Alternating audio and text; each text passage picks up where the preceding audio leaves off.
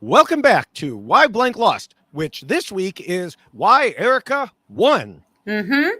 I'm your host, David Bloomberg, in my later days, according to Evie. And my co-host, Jessica Lewis, and I ended the season the way we started it, with Wrong. terrible predictions. We were just wrong. Wrong, the way wrong, around. wrongity wrong. I wasn't See completely this? wrong. See this? Drop the sign, keep the, I don't know, wrong.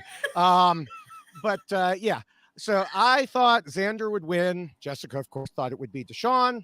Neither of us gets to claim the title, so that's why I just got rid of the sign.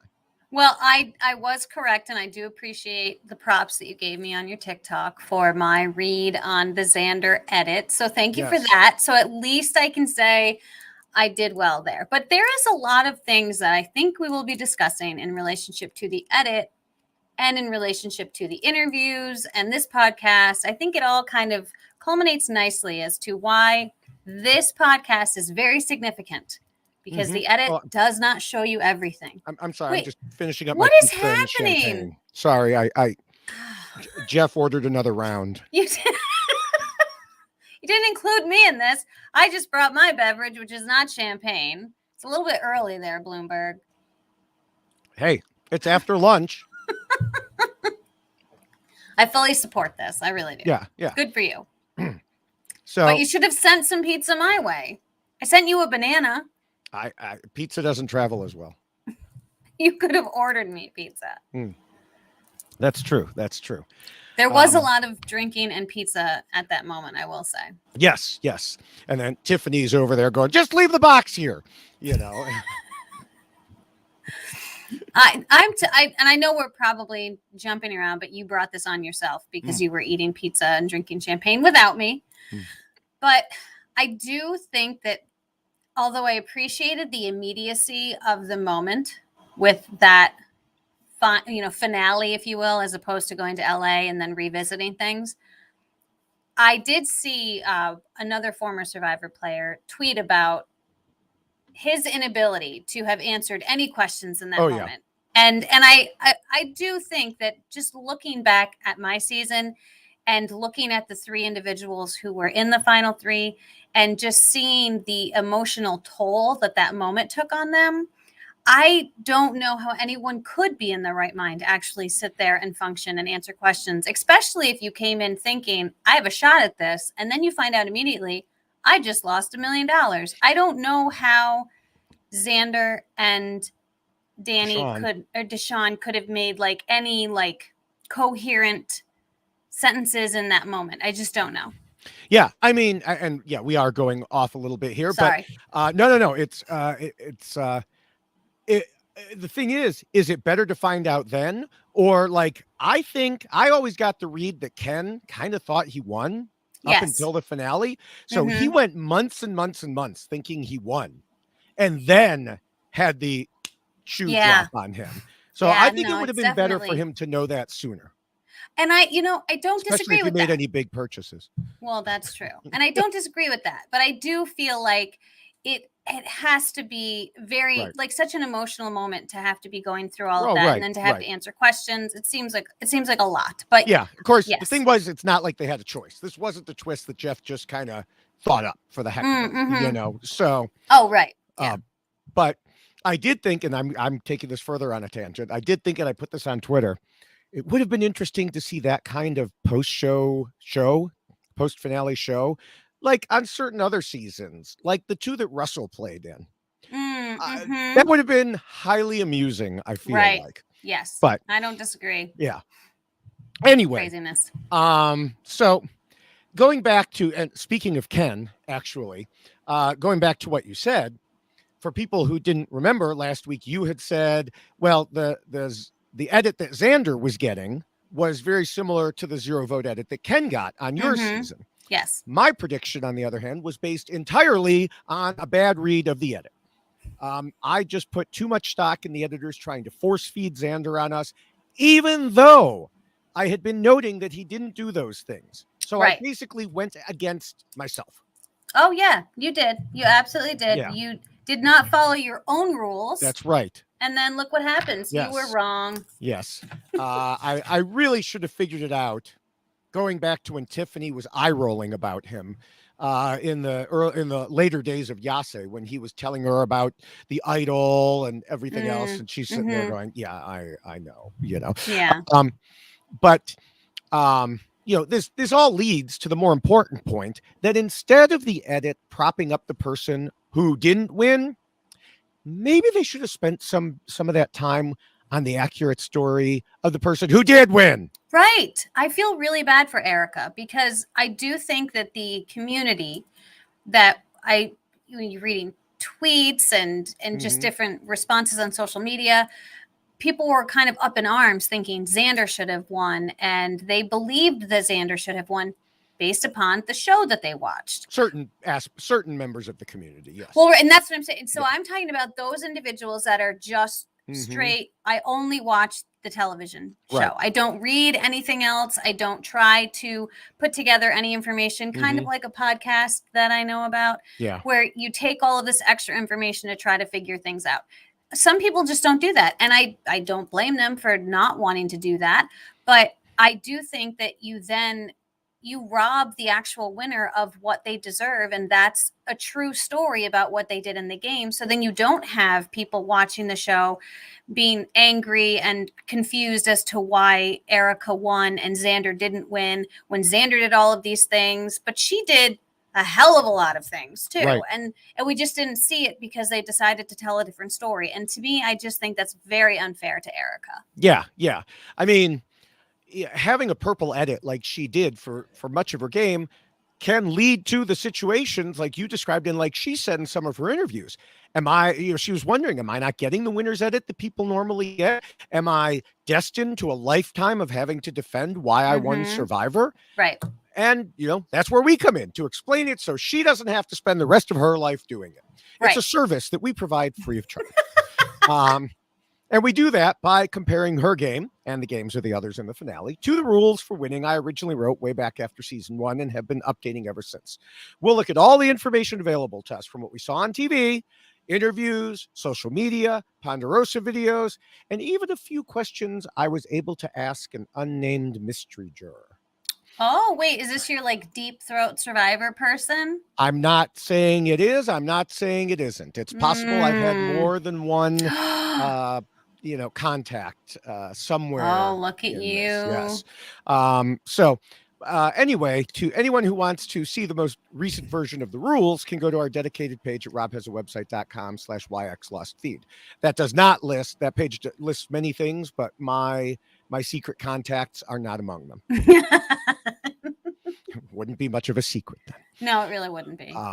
Now we've already started talking about some of the things before we get to the rules, but most of the stuff I think in this episode, which will be a jumbo-sized episode, let's face it. There's too many things in my brain right now. I can't. Yes, same here. But for this one, I did want to talk about a couple things, and one goes back to what we were just discussing, the edit. But let's start with Heather. She was so upset about her complete lack of screen time that she told Dalton she called the Survivor casting director to ask if she did something wrong and was being punished. And he said, no, they loved her.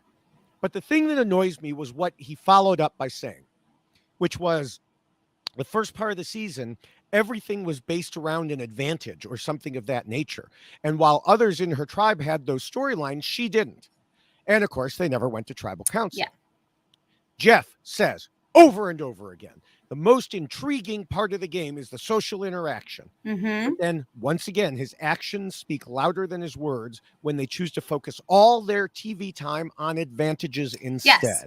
And this is why they've shifted away from it actually being a social game, and it's turned into like Monopoly, where it's this board game where roll the dice and see where you end up. And maybe they're airing it that way. I think we'll find out from Erika's win that it didn't end up that way. But, right, but that's what to me, that's again, you're doing a disservice to what people actually want to see. I don't want to watch a game show. I want to watch a group of people thrust upon an island who don't know each other, know nothing about each other, and potentially start to dislike each other, and then have to coexist and potentially win $1 million. And like, I want to see all that juiciness, and you miss out, and this is what their focus becomes. Yeah, I mean, Heather's social and strategic interactions, especially those with Erika, became very important later in the game. But no, we had to watch people hop into a boat to face a false prisoner's dilemma and maybe get a tarp. Right. Yeah.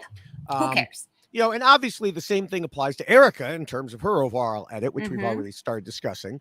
I do think that her game had a fair amount in common with Adam's from your season, but Adam had a ton of content. Of course, his tribe had to vote multiple times, as you know, and he made mistakes, and a lot of that was shown. And yes, I know it's more difficult to show someone sitting in a perfectly safe tribe for all that time. For sure. And the editors didn't want to force it, or else it would have been obvious. Kind of like some people picked Michelle to win because they were showing her in places where there was no reason to show her. Right. So I understand that. It's a balancing act. There has to be some middle ground. It's literally their job to find it. Yeah, and it's really frustrating for viewers. I'm sure it's incredibly frustrating for someone like Heather, who Ricard even said that if Erika wasn't sitting there, he would have voted for Heather. So yeah, and all of us are like, right. What? So clearly she was doing a great job. And I also think, since we're on this tangent here too, there were other things that came up in the interviews that, had we known that this relationship existed between these two people, it likely would have helped everyone figure out why the hell this person did something. Heather had formed a lot of really great relationships with people, and we did not see it. So we didn't know that there was struggles that was happening amongst people because they had a close relationship with Heather. So I really feel for her, and that portions of her game were completely left out. I mean, I know what it's like to have a whole relationship left out of your storyline. Speaking of Adam, yeah. Right. And so it is very painful, because you start to remember, well, all of these things that happened, nobody saw. And most of the answers that she provided in her interview started with, well, what you didn't see. Right. Which, yeah. again, she even made a joke about that. Right. Like, oh, here I go again. Now what you didn't see. It's very unfair for her. Right. Right. Well, And now she has great beach hair. I'm just going to throw that out there. Like, so jealous of her and her Ponderosa. Not as good as Ricard's. Ricard had the best hair. Okay. Well, Ricard wins hands down with just hair in general, But as far as beach hair is concerned, you got to go on, And he knew how to Heather. flip it at the appropriate moment in the final tribal council, too. Talk about being jealous, Anyway, we could move on to the next item, which we should just make into a special segment going forward and give it a name, like David and Jessica complain about the twists. I think this is great. Yeah, we have to come up with something catchier. Yeah, probably. But in this case, it was the last advantage for the allegedly small help in the challenge. No, that was not a small help. That was huge help. It was at least decent sized, if not huge advantages. More than half her rope pieces were taken care of for her, plus 4 rungs on the second ladder. Yeah. I mean, this put her into a lead she never lost. Now, Ricard, for his part, is convinced that without that advantage, he would have won the challenge. And therefore, of course, not been voted out. It could have been the difference between Erika winning the game and Ricard winning. Yeah. And I'm not advocating for one over the other. I just don't see the need to do anything to affect the final immunity challenge. Right. I don't disagree. And don't call it small when it wasn't. When it's massive. Yeah. And this is something that we've talked about before. I despise that final challenge decision, like that type of challenge.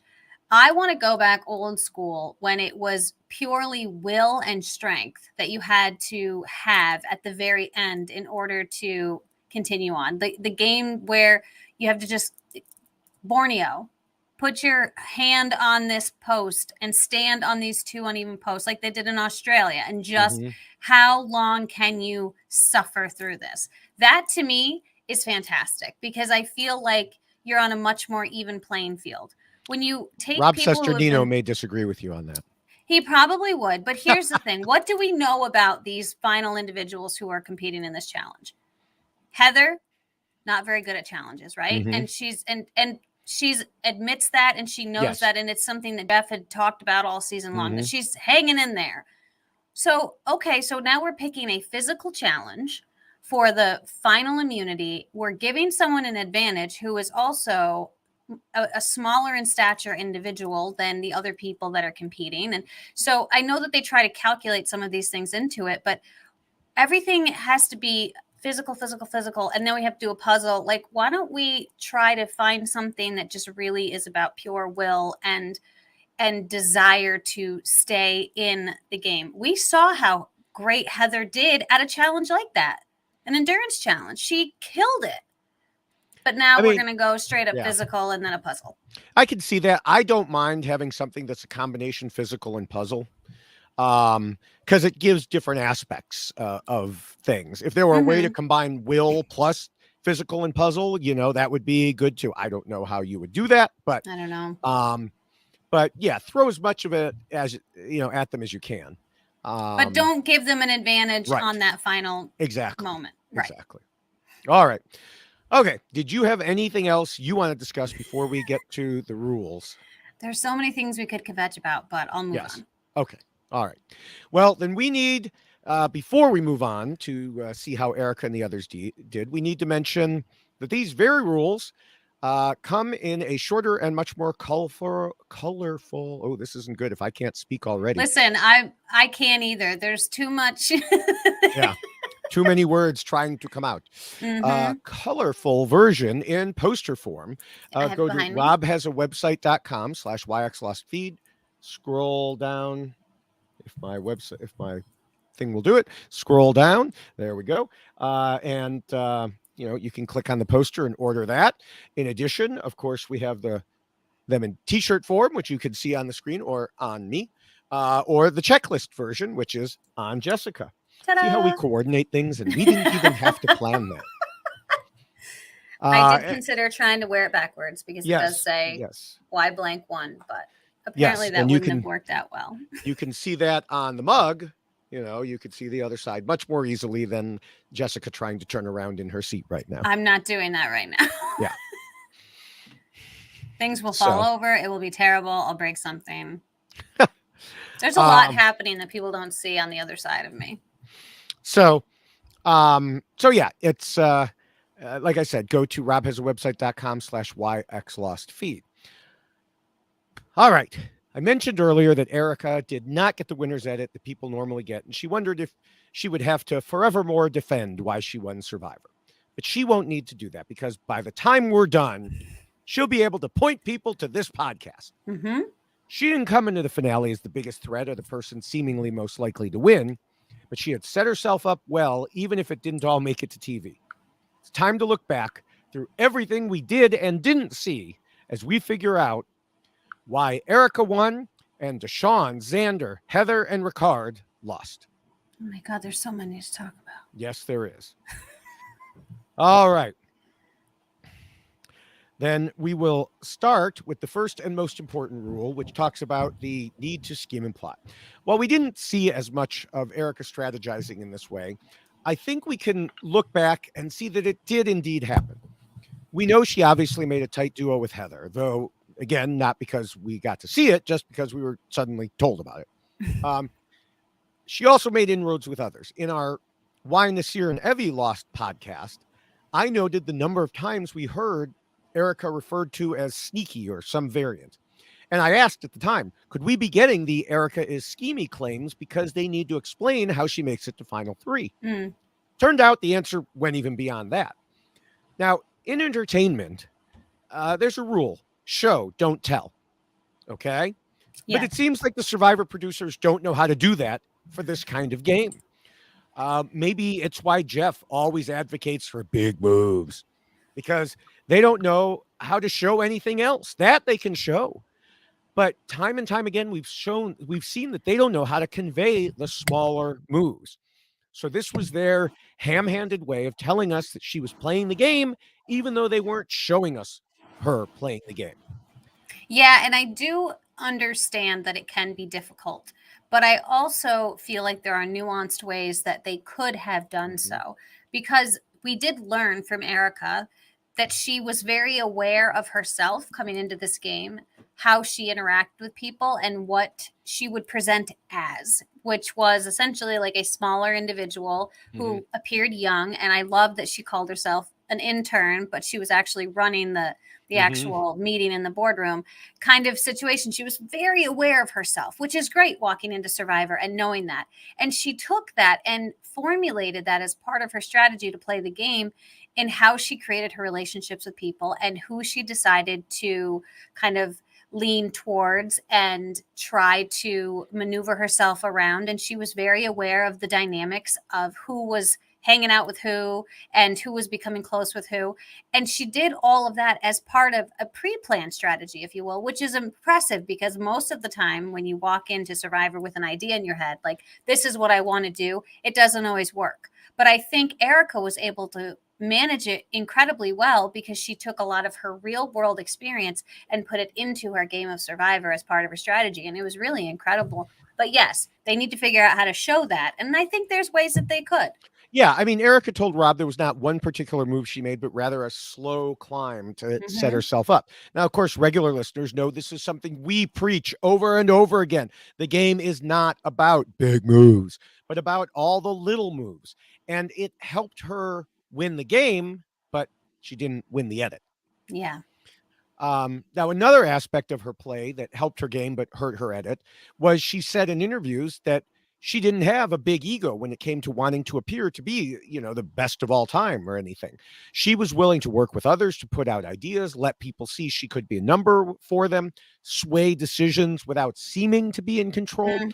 All of those are great skills for a Survivor player, but again, more difficult to convey on the show, at least apparently for Survivor production. Yeah. And I do think that the idea of being a number is something that not enough Survivor players really take advantage of, because that is a huge thing to offer up. I'm another vote. And if you are willing to work with someone and you seem amenable to the plan, being involved in the plan is part of it. I know that there's some discussion as to whose idea it was and whose move was it and who gets credit for it.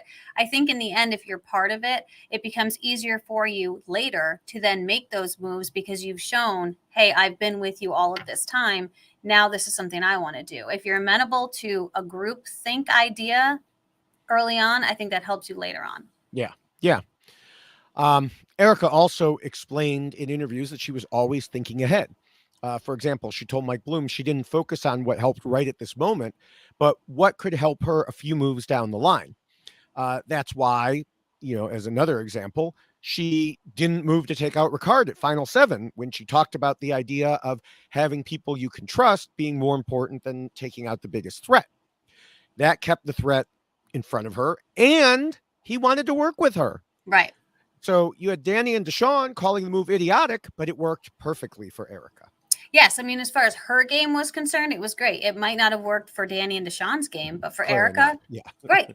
But that's the thing. You're playing Survivor for yourself and not for other people, and it's all about how you are going to get to the end and what's going to be the most beneficial thing to your game, not Danny and Deshawn's game. And so Erika again was very aware of that, and we saw that even when she was really fighting to keep Deshawn around. That was the best thing for her game. And she had to convince other people that it was going to be the best thing for their game, even though she knew it wasn't. But she knew enough to say, no, listen, this is why this is going to work. And in her head, she's like, this is all about me right now, but I need to make it appear as if it's about everybody else. So I love that too, that she was very cognizant of how her game needed to be played in order to continue to move forward and convince other people that it wasn't to their detriment by going along with what she wanted. Right.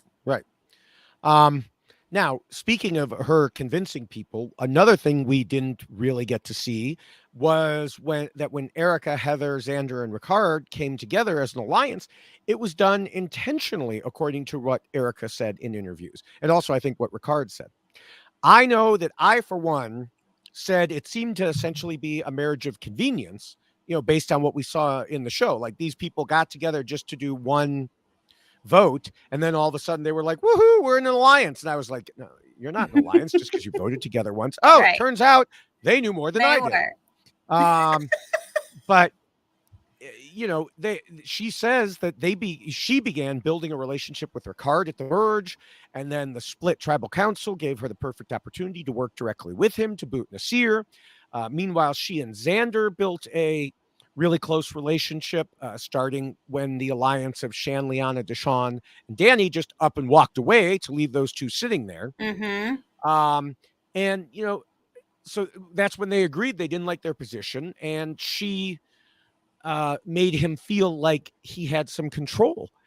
And so, when she had a confessional comment in the finale about how she created this alliance, I scoffed at that. And because we just hadn't seen anything to support that. Right. I was like, well, you were part of the alliance. You came together in the alliance, but you didn't create the alliance. Well, again, that was the fault of the edit. And it does seem like there's a lot of truth to what she was saying.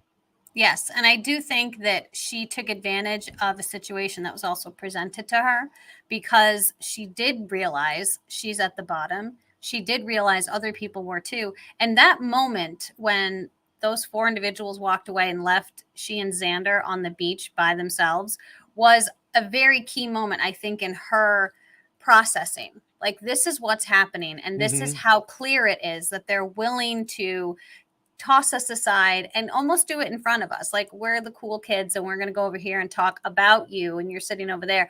But she didn't panic. I think she used that as kind of a clarity that this is what's happening and we need to do something about it. And that's exactly what she said to Xander. She's like, let's fix this. Let's do something. Right. And she really did start putting those wheels in motion. And so, again, that was a small snippet of her starting that we saw. But again, we didn't see it all come to fruition. Yeah. Now, I also want to revisit something we discussed when Naseer lost, which was him saying in interviews that he tried to talk to Erika for like 11 days, but, quote, she didn't want to talk to anybody or form an alliance at all. Now, at the time, I think I mentioned that often when someone says a person doesn't want to work with anyone, it actually means they don't want to work with you. In this case, I took it more at face value. I trusted what Naseer said. But now we have Erika's side. And she just never got along with or planned to work with Naseer. So it really does go back to what I had said. So take this as a lesson, future players. If someone says or acts like they don't want to work with anyone, oh, no, I'm just not into strategizing right now. No, it's probably just you. I think Heather affirmed that as well. She had some issues with Naseer, which is too bad. Yeah.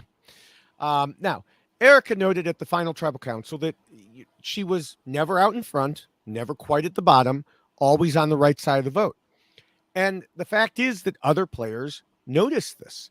Sydney said she was a very intelligent, very smart player. Danny said she was a dangerous player. Shan called her smart and sneaky. But look what happened. Erika saw that Shan recognized her gameplay, so she wanted Shan out and helped in that plan. She also said, that Danny going home was her decision, as we discussed, because he wasn't going to work with her either. She recognized the people who recognized her and got rid of them. She was very scary. Yes. Sneaky, as they said. But she did it in such... Schemy, yes. Schemy, right. But she did it in such a calm way. It was at least what we did see. There was no panic, and it seemed very controlled, which I think was, it goes back to her having this idea about how to present herself and how to interact with people. And I think she did that in order to get people voted out that were against her. All right, moving to Deshawn. We know he understood the importance of this rule, if only from his statement early on that there's more to this game than winning a challenge. And that would be right here. Deshawn got obviously a lot more screen time than Erika, but there were still some mysteries that we were scratching our heads about at the time. For example, in the second live tribal council, when Heather blew everything up and Shan wanted to turn it back around on her, Deshawn was the one who saved Heather by refusing to go along with it. Now, we were able to look at that and conclude Deshawn, there was obviously a reason he wanted to keep Heather. Heather must be a side alliance or something. But it sure would have been nice to know what kind of relationship the two of them had to make him stand up for her like that. Yeah. Now that the game's over, we can go to his interviews and see that he connected with Heather on day 2. He said Danny was perceived as his number 1, but Heather was like his number 1.5. And he added to Mike Bloom, I think the viewers would have never known that if I didn't say that now.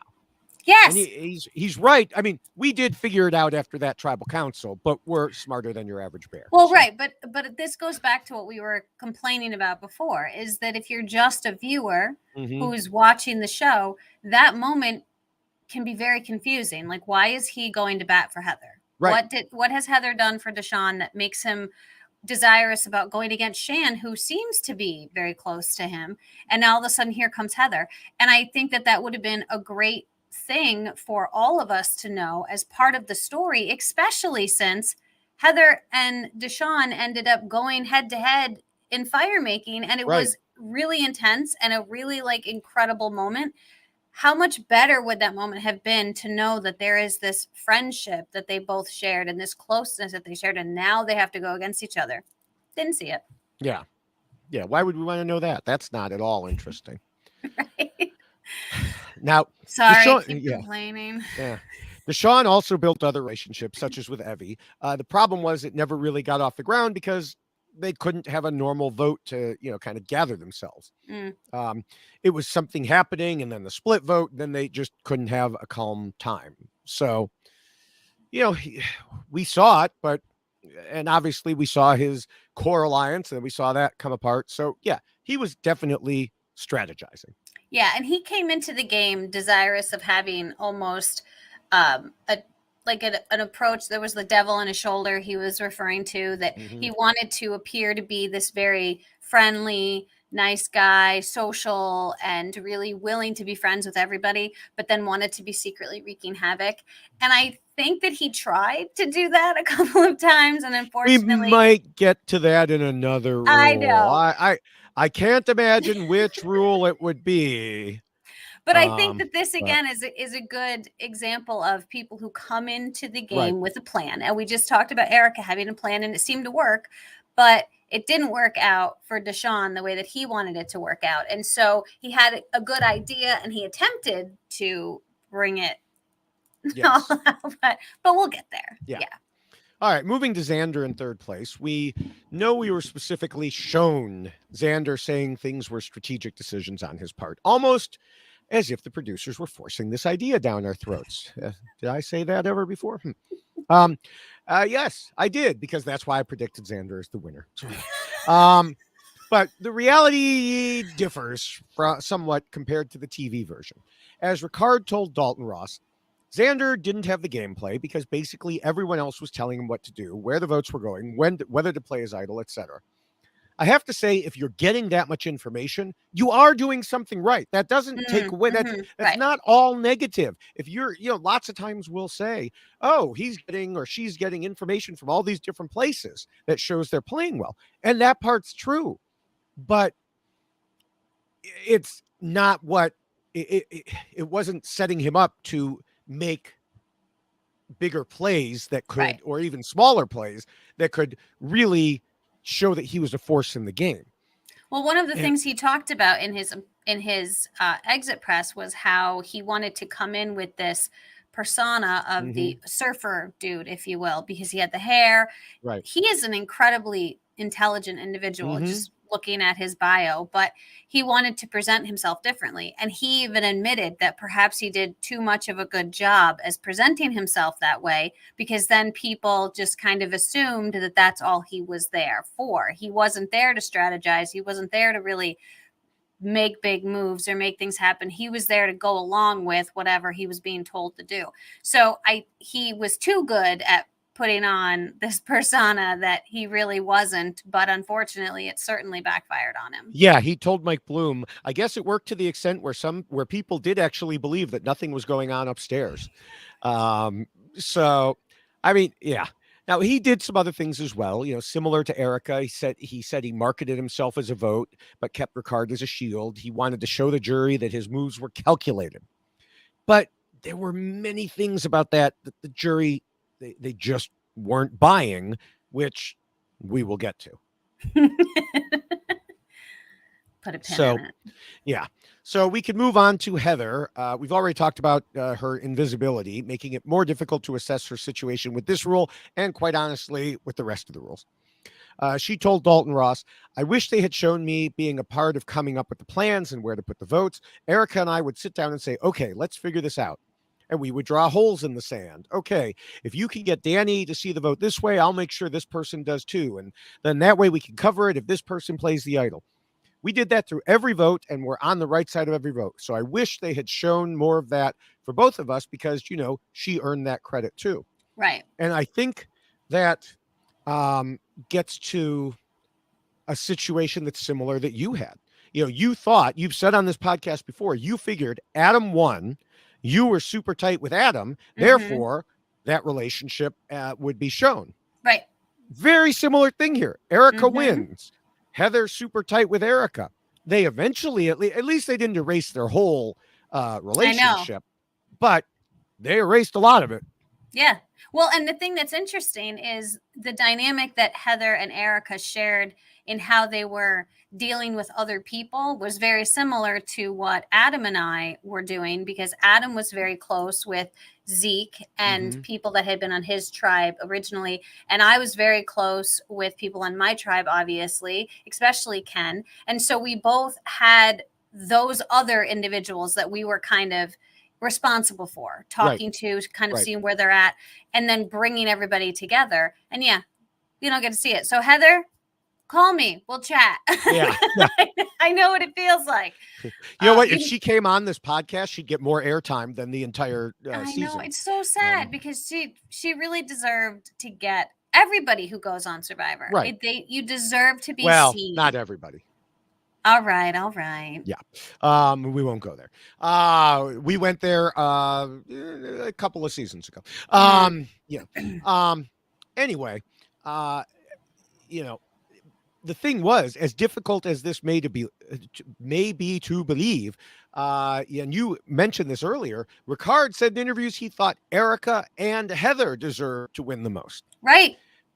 And Heather told interviewers that one big thing she did was protecting Erika when Erika was sent off to exile. They brought up the claims of being sneaky, and Heather would shoot those down.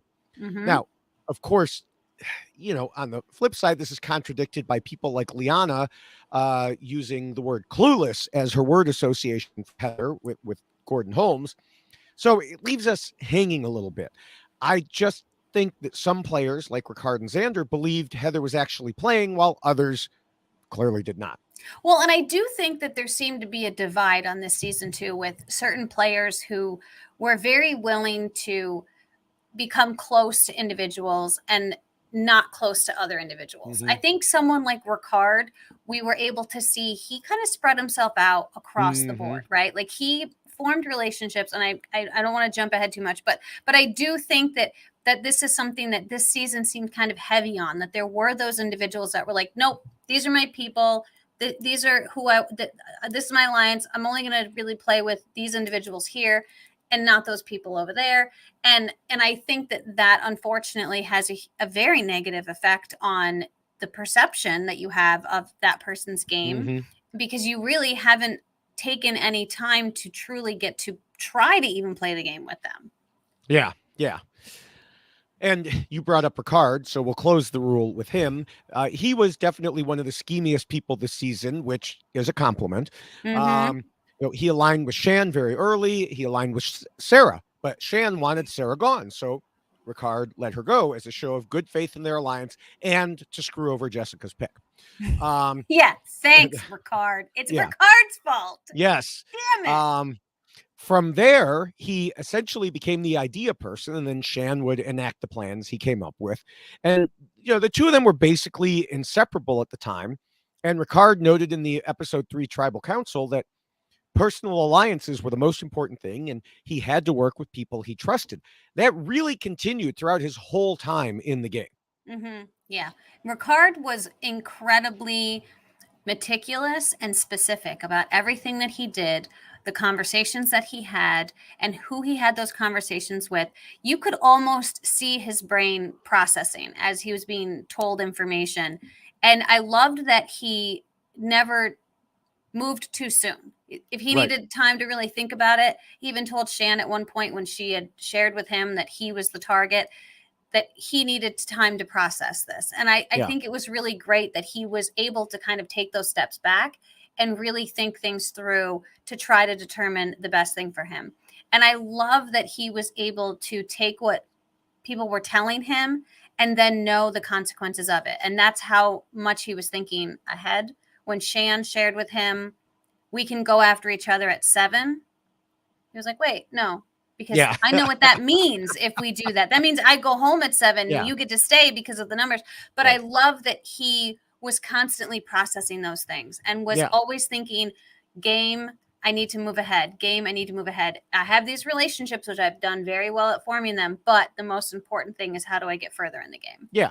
And another, superpower he had was his ability to read people, whether it stemmed from his understanding of body language or, whatever. He could often tell when someone was lying to him, such as when Deshawn flatly said he was never targeting Ricard, and Ricard saw right through him. But then he also had the ability to recognize that he didn't want to call Deshawn out for that. Right. Because he needed his vote for that Shan plan. Mm-hmm. Now, that plan was what Ricard described in an interview as the proudest moment of his first 23 days. And while there is no doubt that this is a great play, it goes back to something you just said.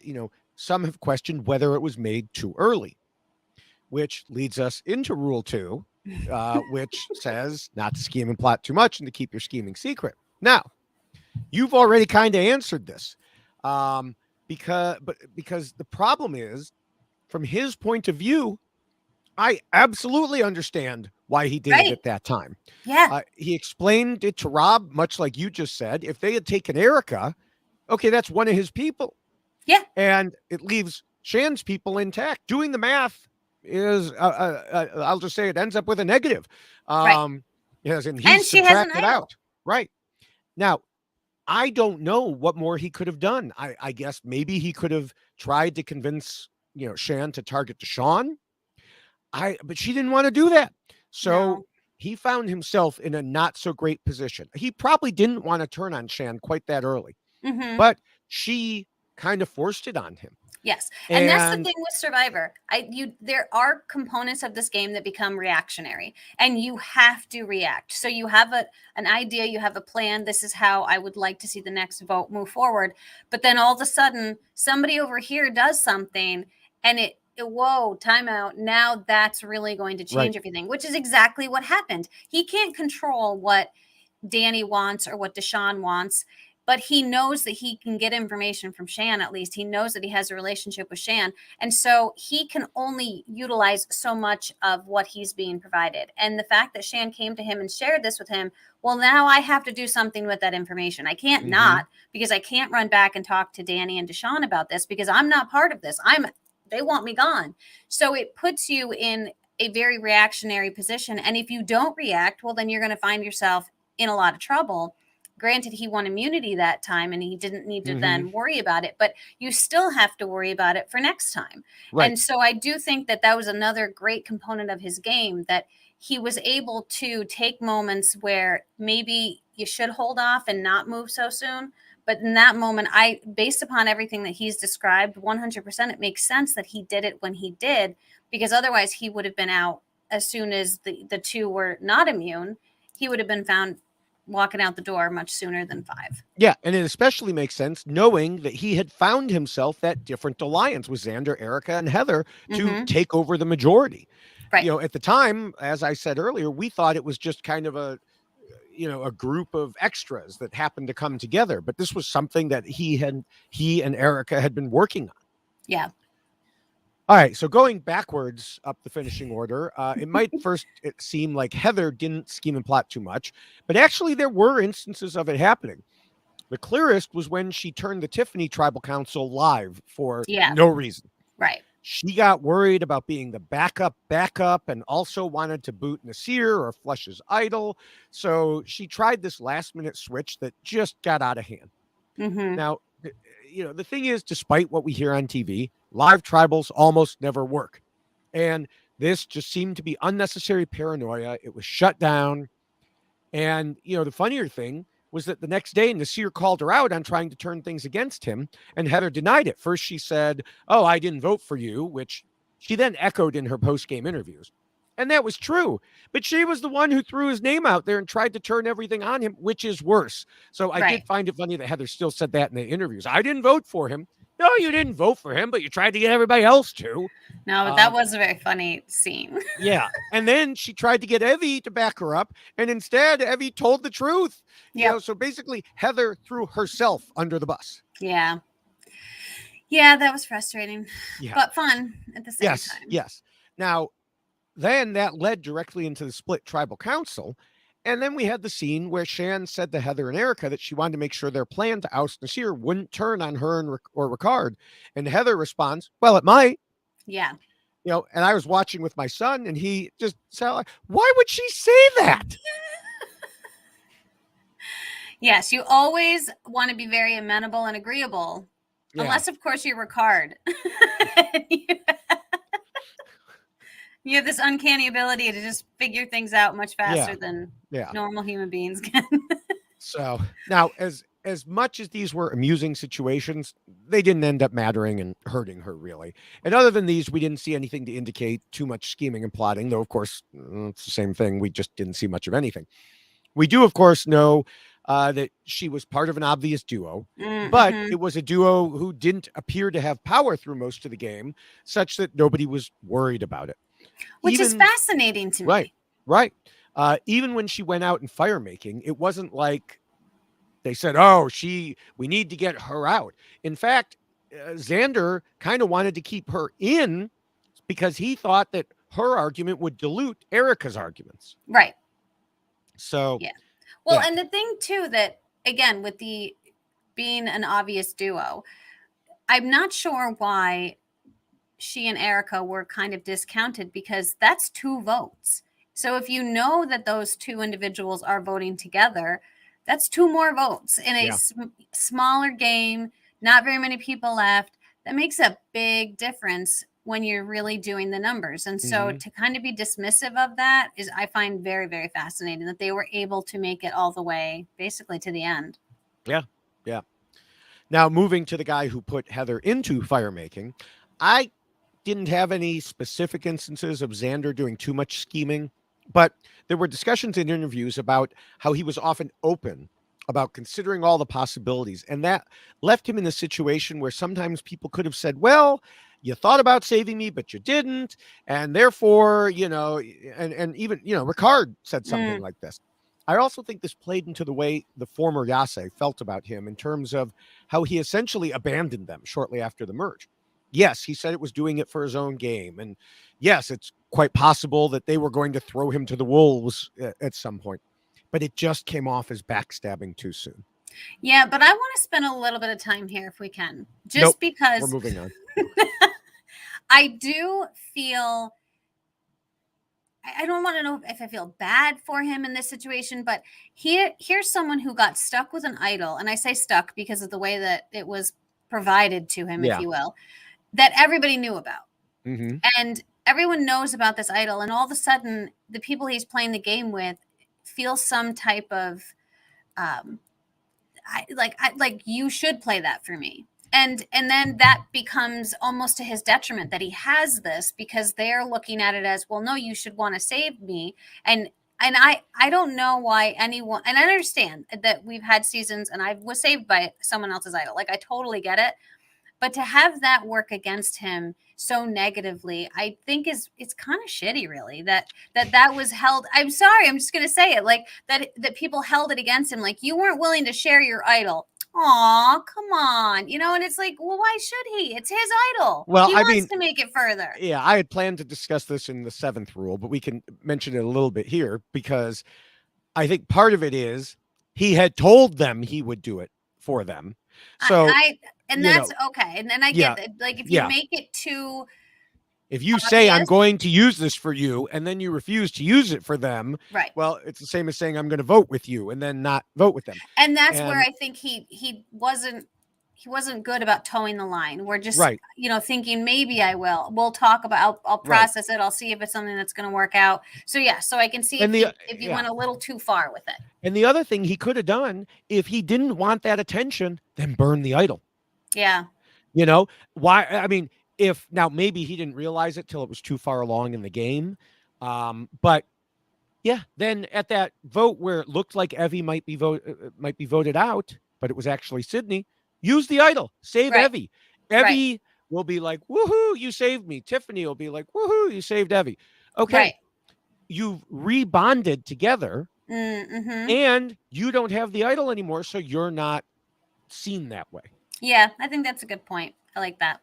So it's just a question of whether he could have foreseen the way things went. Right. Yeah.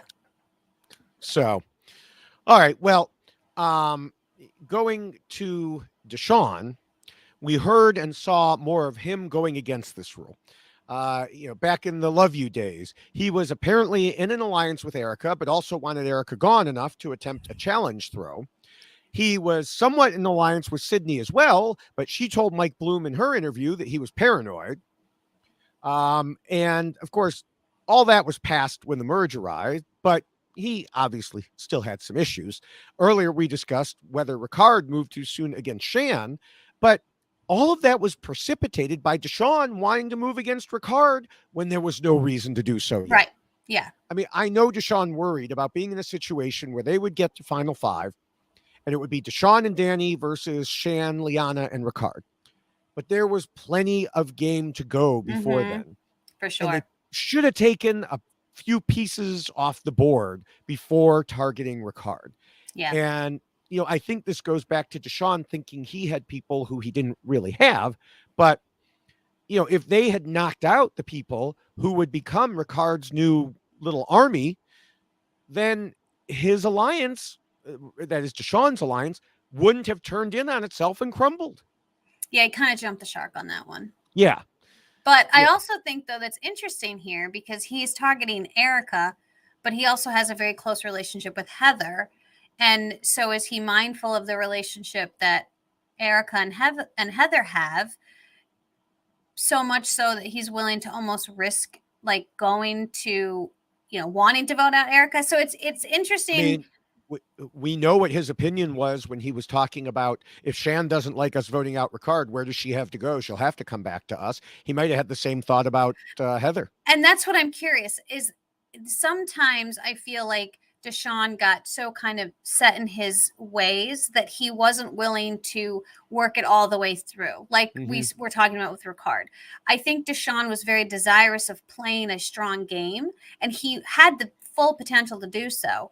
But then at times just got hung up on the end result as opposed to the ripple effect that was going to come from that desired end result. And he needed to spend more time working through that, which was great. He had Danny to kind of bring him back down when he would get a little bit worked up about certain things.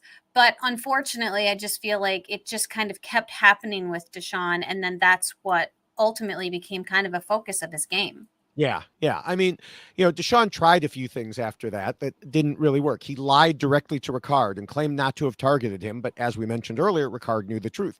He tried to expose Ricard to the people who had just codified their alliance with Ricard. So that didn't go so well. And later, of course, he dropped his so-called truth bomb because he wanted to blow up Erika's spot.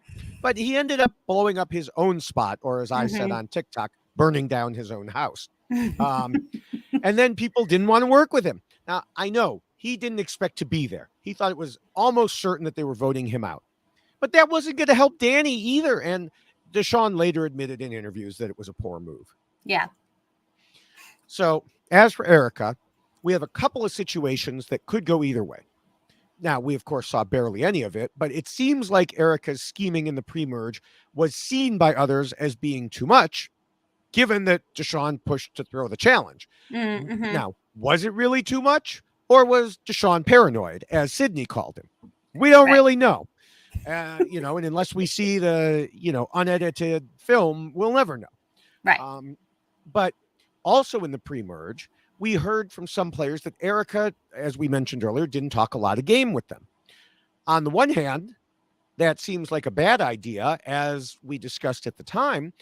But it might actually have been very smart on her part, because one thing that you and I have talked about is try not to name names until it's necessary. Yeah. And Love You kept winning. So why bring up any names if you keep winning. How did the whole Ricard thing happen? Because they decided to target him before he won immunity. Exactly. And we saw this happen on Love You when Nasir started name dropping, like immediately kind of throwing Danny and Deshawn under the bus, like right away. And no one was very receptive of that at the time. And so maybe Erika saw that and thought, you know what?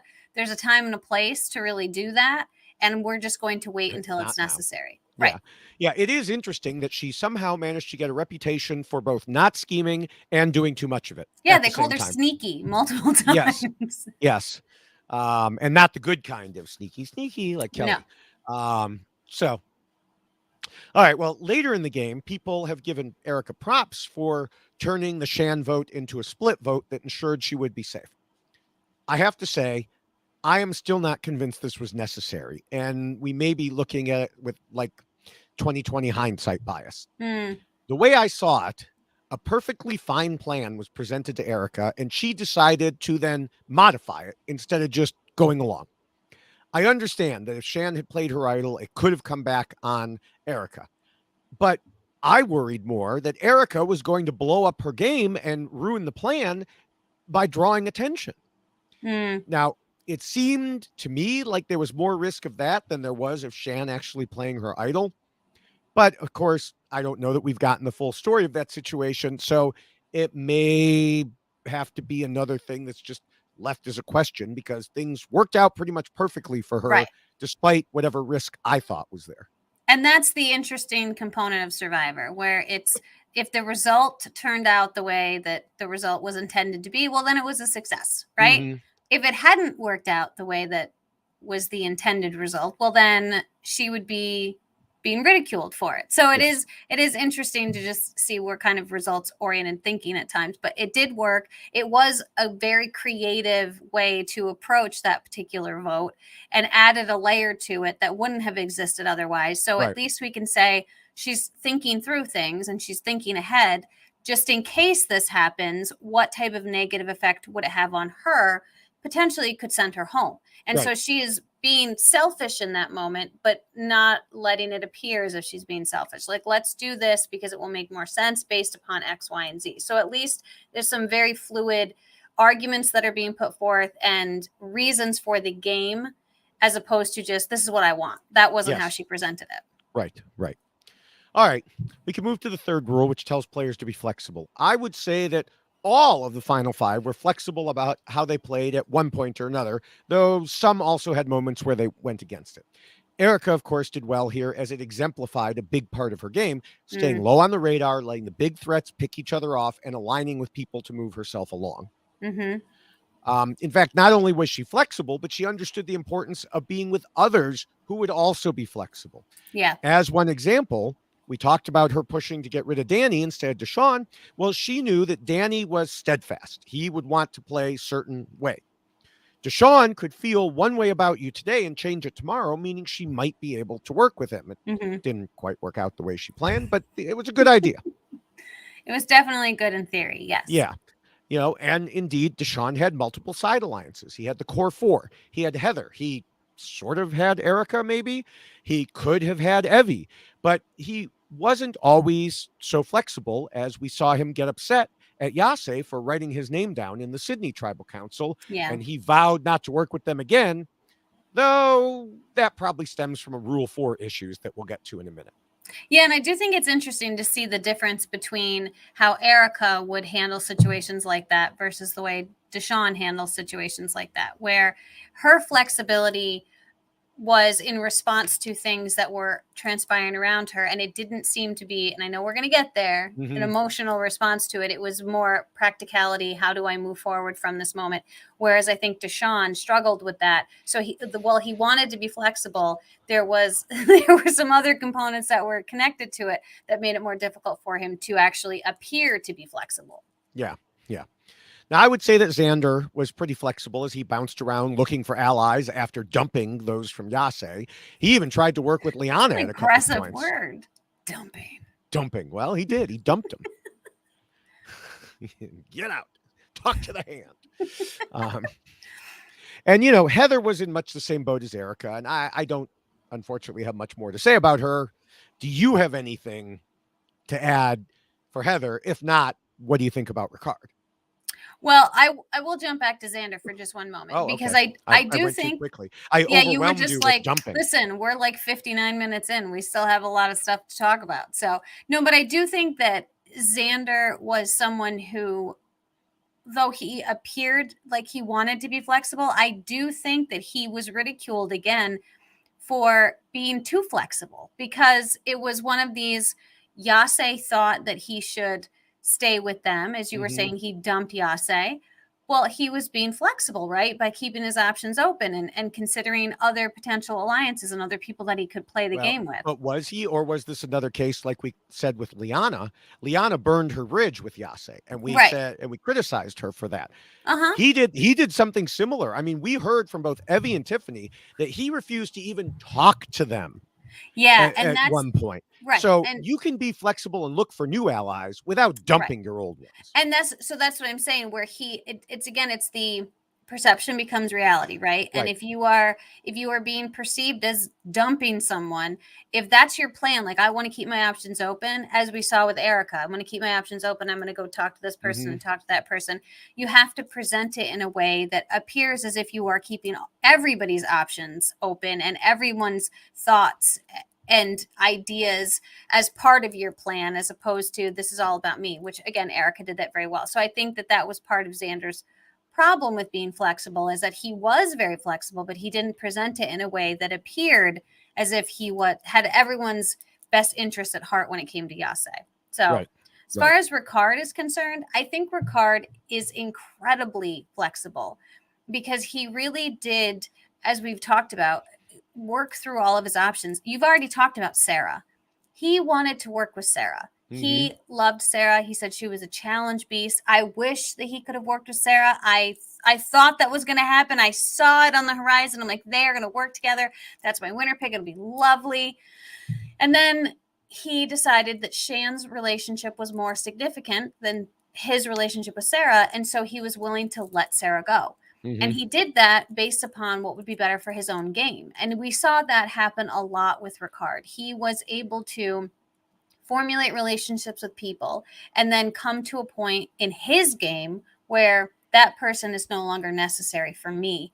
I need to move forward. And we saw that happen with Shan, when all of a sudden he realized, now or never, I need to do this. And he didn't let an emotional connection get in the way of what needed to happen for his game. And so I do think that his flexibility carried throughout the entire game, where he was constantly looking for, what is the end result of this particular move, and how is it going to affect me, and what do I need to do in response to it? Yeah. I mean, you've covered almost everything I had there. It's look at that. It's thinking ahead, locked in with Shan, and by the way, she can't read my notes in case I no, I really can't.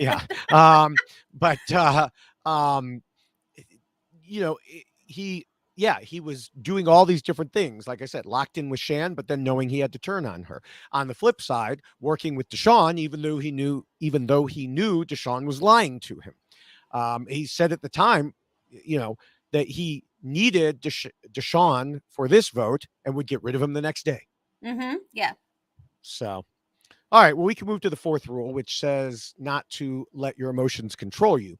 I think it's safe to say that almost everyone in this group almost always was able to separate their emotions from the game. Almost. I'm like, wait, is he being facetious right now? There was one key exception, and his name begins with a D. Sorry, Deshawn. We saw and heard about him, from others throughout the season. Yeah. I mentioned how mad he was that Yase wrote down his name at the pseudo-merge tribal council, and he vowed never to work with them, which was a purely emotional reaction. He eventually got over it and was seemingly willing to work with Evie, but not until after Tiffany was gone, and even then things didn't work out with Evie. By the end, he acknowledged to Mike Bloom, there were moments where I was very emotional. There were moments where I was very impulsive and very volatile. Indeed, even his tightest ally, Danny, talked about it in interviews. It was something, it seems, Deshawn hadn't seen in himself, but was forced to look back on after the game was over. Well, and it sounded, too, that his even coming into this game, that was something that people in his family or maybe friends said to him, hey, by the way, keep this in check. Mm-hmm. It reminded me of some advice I received before I went out where I was told, keep Jessica in the box, because there's certain parts of yourself that others might be more aware of than you are of yourself. And so if you are going out to play Survivor and someone is giving you that bit of advice, you might want to take heed and think about it and go, okay, you know what? Maybe I need to keep Jessica in the box a little bit. And I think Deshawn maybe needed to keep some of that emotional response to things in check a little bit, because it's hard. I mean, trust me, it's so hard when you're out there and stuff's happening and you were kept out of the loop on this, or someone lied to you about that over there. It is a very, very hard thing to do. I'm certainly not claiming that I was good at it, because I wasn't. It's difficult, but you have to be mindful of it, because if people are perceiving you in a particular way, then that's the way they're going to continue to perceive you. But if you appear to be level-headed and calm and able to come back from something like that, it's going to change how people want to play the game with you, as opposed to, no, I don't know if I can trust this person at this point because of everything that's happened over here. So it's a tough balancing act for sure. Right. Now, on the flip side, there was Ricard, who seemed level-headed, emotionally solid the whole game.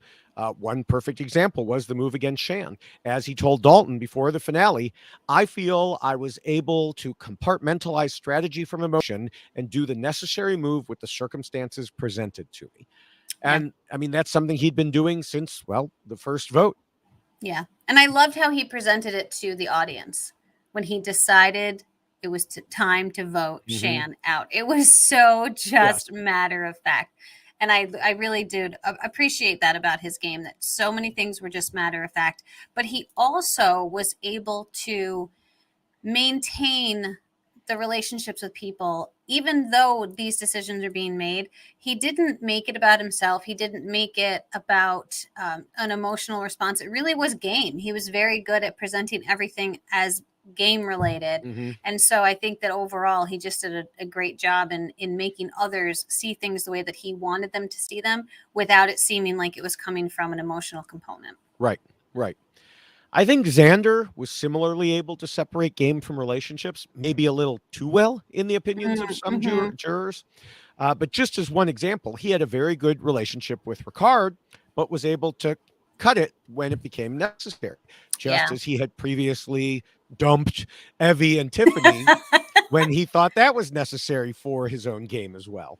But I will say that's an interesting moment between Ricard and Xander that I didn't notice at the time, but it's something that Xander certainly noticed when he walked in at the final, for tribal council and saw the way that Ricard looked at him.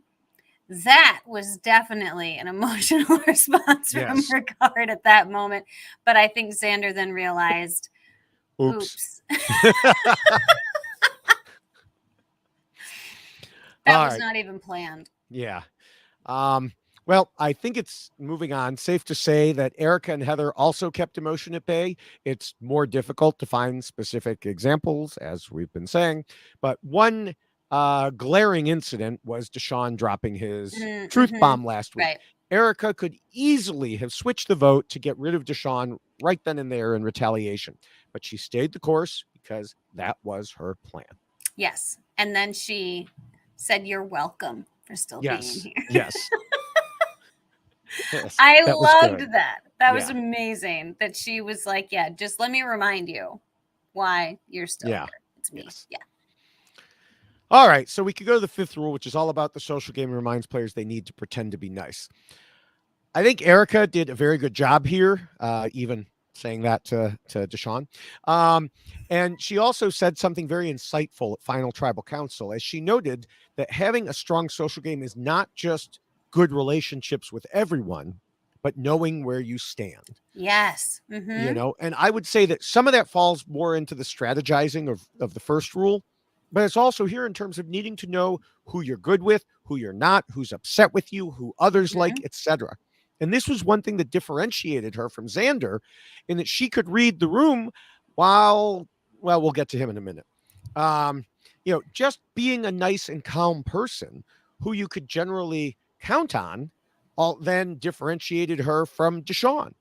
Right. I mean, I could only imagine how Deshawn would have reacted if someone threw a truth bomb at him in tribal council. But when he did it to Erika, well, we just talked about it. She stayed calm, stuck with the plan, had conversations with Heather to make sure they were cool. I don't think anyone had a bad word to say about Erika. No, I do think that Erika's understanding of all of the dynamics of the relationships that other people had with each other outside of herself, it was a great thing for her to utilize in her game and to kind of keep everything in check. And so I do think that if you can present yourself as that even keel, calm individual, even though we did hear a lot of talk of Erika being sneaky and people wanting to vote her out at the beginning, there wasn't any concern that Erika was going to create some big explosion and that she was going to take the game and run with it. That was never the discussion. It was kind of like, well, what's she doing? She seems to be up to something, but we're not really sure, which I think is different because then it seems like you probably have a better read on the room and how other people are perceiving you. And you're keeping those other people as threats and not yourself. And so I do think that the fact that everybody kind of likes you is good because when it comes down to, well, who should we vote out? You might not be the one that they're choosing because, well, let's look to someone who might actually blow something up or might have a negative consequence on my game, or someone who just doesn't like me. And we didn't get that read from anything that we did see regarding Erika. Right. Now, Deshawn, on the other hand, was somewhat the opposite, as I just alluded to. Early in the game, he was actually seen by some as a threat and potential target because he was so likable, as Sydney said, for example, in interviews. And Ricard would later say in Final Tribal Council that Deshawn had social bonds with everyone. But the flip side of that was that Deshawn had to turn on everyone. Right. More than that, though, was what Jeff would later describe as him being temperamental and emotional, or what I believe Shan called temper tantrums, sulking, and pouting. And I've heard there was much worse than that in the unedited version. Oh, is this from your super secret source? Multiples, yes. So I think I may have even seen it in an interview that, someone said, it's quite possible. I think it became very apart. personal. Yeah. I mean, I do think that this is the struggle that, the big difference between someone like Erika and the way that she's presenting herself and someone like Deshawn and the way that he's presenting himself. When it becomes incredibly personal, that's when it can negatively affect your game so much. Right. And I think that we're going to get there when we talk about Xander as well. And that there's a different type of response to a game move when it feels personal as opposed to it just is a good game move. And that was definitely 100% a problem that Deshawn had. So it's a tricky thing to find that balance. You want people to like you and you want to be sociable and you want to be someone that everyone is willing to work with. But at the same time, you have to be able to rein it in a little bit and not make it cross a line where all of a sudden it becomes so personal to that individual when you do make a decision that's not in their best interest, but yours, then to try to sell it to them when you're sitting in Final Tribal that like, no, it was fine. I still really love you and you're so important to me. And I want to have a friendship with you, a relationship with you, but this was about me. It doesn't feel good to the person on the receiving end. Right.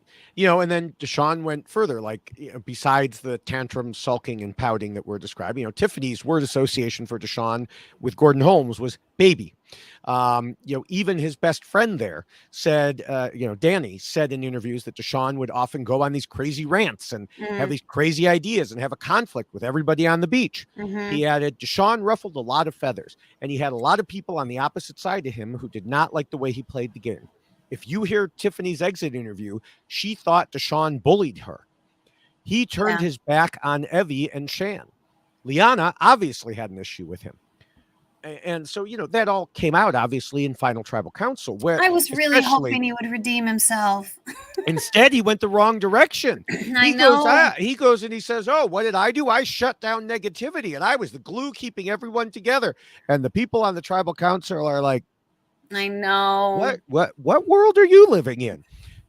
And I mean, Ricard was even like, I need to make some corrections here. And, he, at another time, he then noted that Deshawn couldn't take ownership of his own behavior. Yeah. You have to have a very good understanding of yourself when you go out and play Survivor. And that's what we've discussed with Erika. She fully understood herself and what she was going to be able to bring to the game, but also how she would present in the game. And I don't think that Deshawn had that same type of understanding of himself when he walked in to play this game. Right. And certainly not through the game. Yes. Yeah.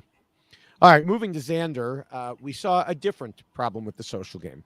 For his part, Xander told Dalton Ross, I played a game that was too showing of the tender side of me. But then the brain in me is also willing to do anything to get to the end. And people just didn't like that I blended that, like, hey, I care about you and I want to get to know you and I want to learn what makes you tick and figure out what's most important to you in life. But I'm also going to do whatever's best for me because I'm out here playing my game. That's part of it. But I don't think he has described the entire problem. Maybe that was the cause. But Ricard described to Dalton that he just seemed inauthentic out there. He is such a sweet, honest human being. But in the game, perception is reality. And every interaction that he had with people, it seemed fake. He would do these things of, oh, I'm giving up the grilled cheese. Oh, I'm giving up the immunity so I can get rice. I'm crying and on your side and I feel for you. But all of these things, they just come off as inauthentic. And so he just didn't really have the deep relationships with people. Ricard also told Mike Bloom, we didn't find him authentic out there. And I tried to explain that to him and he was hurt. They had lost all trust in him. We've heard all the words in Exit Press. They found him performative. They were bothered. He wouldn't play his idol on his allies, and he turned on them.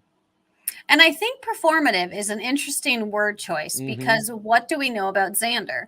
He made a decision to present himself in a way that is not really him. Right. So he was putting on a performance. And so for him, maybe he thought the surfer dude was going to be a little more like that and a little more like, hey, tell me about yourself. I'm really interested in who you are and what you do. But he has this brain that is very, very smart. And so I think that he really put himself in a terrible position. When you go out and play Survivor, you can't change yourself. You can tell someone certain things about yourself that might not be true, but to try to change who you are and act a certain way that you're not, I think the truth comes out. And I think that's what we saw with Xander, is that the reason why it appeared performative is because it was. He was acting in a way that he truly isn't in real life, and they saw through that. Yeah, I mean, I think everyone saw, I just looked over at my TV as if you can see what I'm looking at. But, when he was on and he was like, oh, I'll step out and let other people have the grilled cheese or whatever it was. Literally everybody's like, yeah, really? He like doesn't eat cheese or something anyway. Yeah, well, bread. I think he doesn't eat bread. I don't know. How is it bread? With something. Yeah. But yeah, and then we saw at the final tribal council, he couldn't come up with an answer to Liana's question about social awareness. And by not being able to answer a question about social awareness, that's pretty much your answer. I would say. So, earlier I mentioned the mystery jury member, and that person echoed the same thing, saying nobody knew where they stood with Xander. They didn't know if he really cared about you or not. And so it wasn't a situation. It was multiple jurors, almost all the jury. One thing that I saw was that he had I'm sorry, online, people had come in saying things like, oh, well, Ricard just came in and told the jury what to do and he convinced them all. No, the jury already felt this way. And almost all of them, Xander had lost them and he didn't even realize it. Yeah.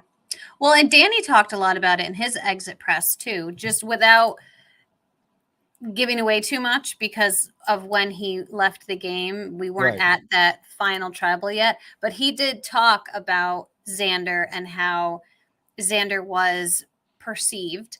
without really saying, we all have some true issues with Xander, but he was kind of saying it. So I think that was very telling that's what you did here about Xander at that point in time from another juror's perspective. So I do think that yes, that he certainly had some struggles here and didn't understand how he was being perceived. And as you said, perception is reality. It's the thing I say all the time in regards to Survivor. Right. That's the way people are going to believe you are if that's what they see. That should be our new shirt. Perception is reality. I love it. Let's make another shirt. Yeah. All right. Well, moving to Heather, I do think that she was the most straightforward of the group here. But again, that could just be because we saw so little of her. At one point in the finale, she said she worked hard to get there and her social game had been good. I think at the very least, we can say it seemed okay. Yes, Sydney certainly had problems with her, but then, well, Sydney could be a little rough around the edges. So I think we have to take at least some of that with a grain of salt, especially when no one else really echoed what Sydney had said. Yeah, and I do think that if anything, we can take something from the relationship that Erika and Heather at least formed. They found something in common between the two, and it worked. And they utilized that to further themselves in the game for sure. So she certainly was able to make those connections. Deshawn talked about her being his 1.5. So right. I do think that there were certain components with Heather's social game that were clearly so good that Deshawn was willing to turn his back on Shan and say, no, I'm not voting Heather out right now. And so there has to be something that she was clearly doing well in order to have people that were so desirous of keeping her in, working through the game with them. Right. All right. Well, now we can get to Ricard, who is probably the most complicated. So what did you think about how Ricard did here? With his social game overall? Yes. Well, I mean, we could go on for a long time, I think, with Ricard and his social game. But I do want to compliment Ricard on his ability to find those individuals that he could bond with and then not allow that, and we've already kind of talked about, not allow that to negatively affect his ability to keep moving forward in the game. But Ricard was interesting because I feel like the more exit press that's come out, the more individuals were finding out had a close relationship with Ricard. I feel like everyone was like Heather in her Ponderosa was talking about how happy she was that Ricard was at Ponderosa with her. It made her cry when she saw him, that they had bonded, they had a closeness. And I was like, wait, what? When did that happen? Yeah. We didn't see it, but it clearly happened. And I think that Ricard was someone who was able to find something in each person that connected him with them, but didn't allow it to get in the way of his game because it was part of his game. So his social game was a huge part of his game. He just was very likable, made himself approachable, and was willing to have conversations with people about the game without having too much ownership. We called him the idea guy and then let someone else, and then Shan would kind of carry it out. So I think that's a really interesting place to find yourself, where you're someone who is like coming up with ideas and you're not necessarily getting the credit for it, but you still are in a weird way. Right. And you don't have this ego about yourself. You're like, well, I want credit for that. I want everyone to know that I did it.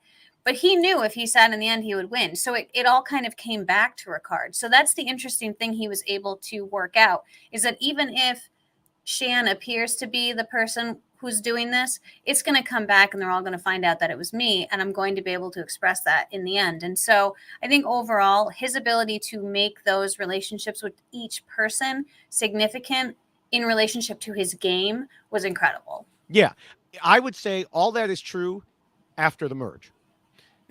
Because for the social game, I mean, the strategic game, you were absolutely right pre-merge. But in the pre-merge, like player after player leaving that tribe didn't like him. Well, right. And that is true. We heard from Jeannie, Brad, JD.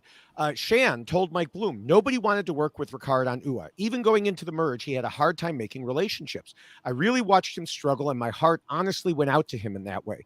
I felt like he was misunderstood by Jeannie, Brad, and JD. Now, in an interview with the Seattle Times before the finale, Ricard addressed the situation and said he had to downplay himself and depend on Shan to keep him safe because of the admiration the tribe felt for her.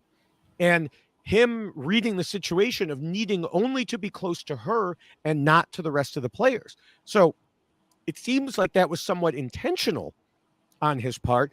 And then we moved to the merge where everybody loves him. Yeah.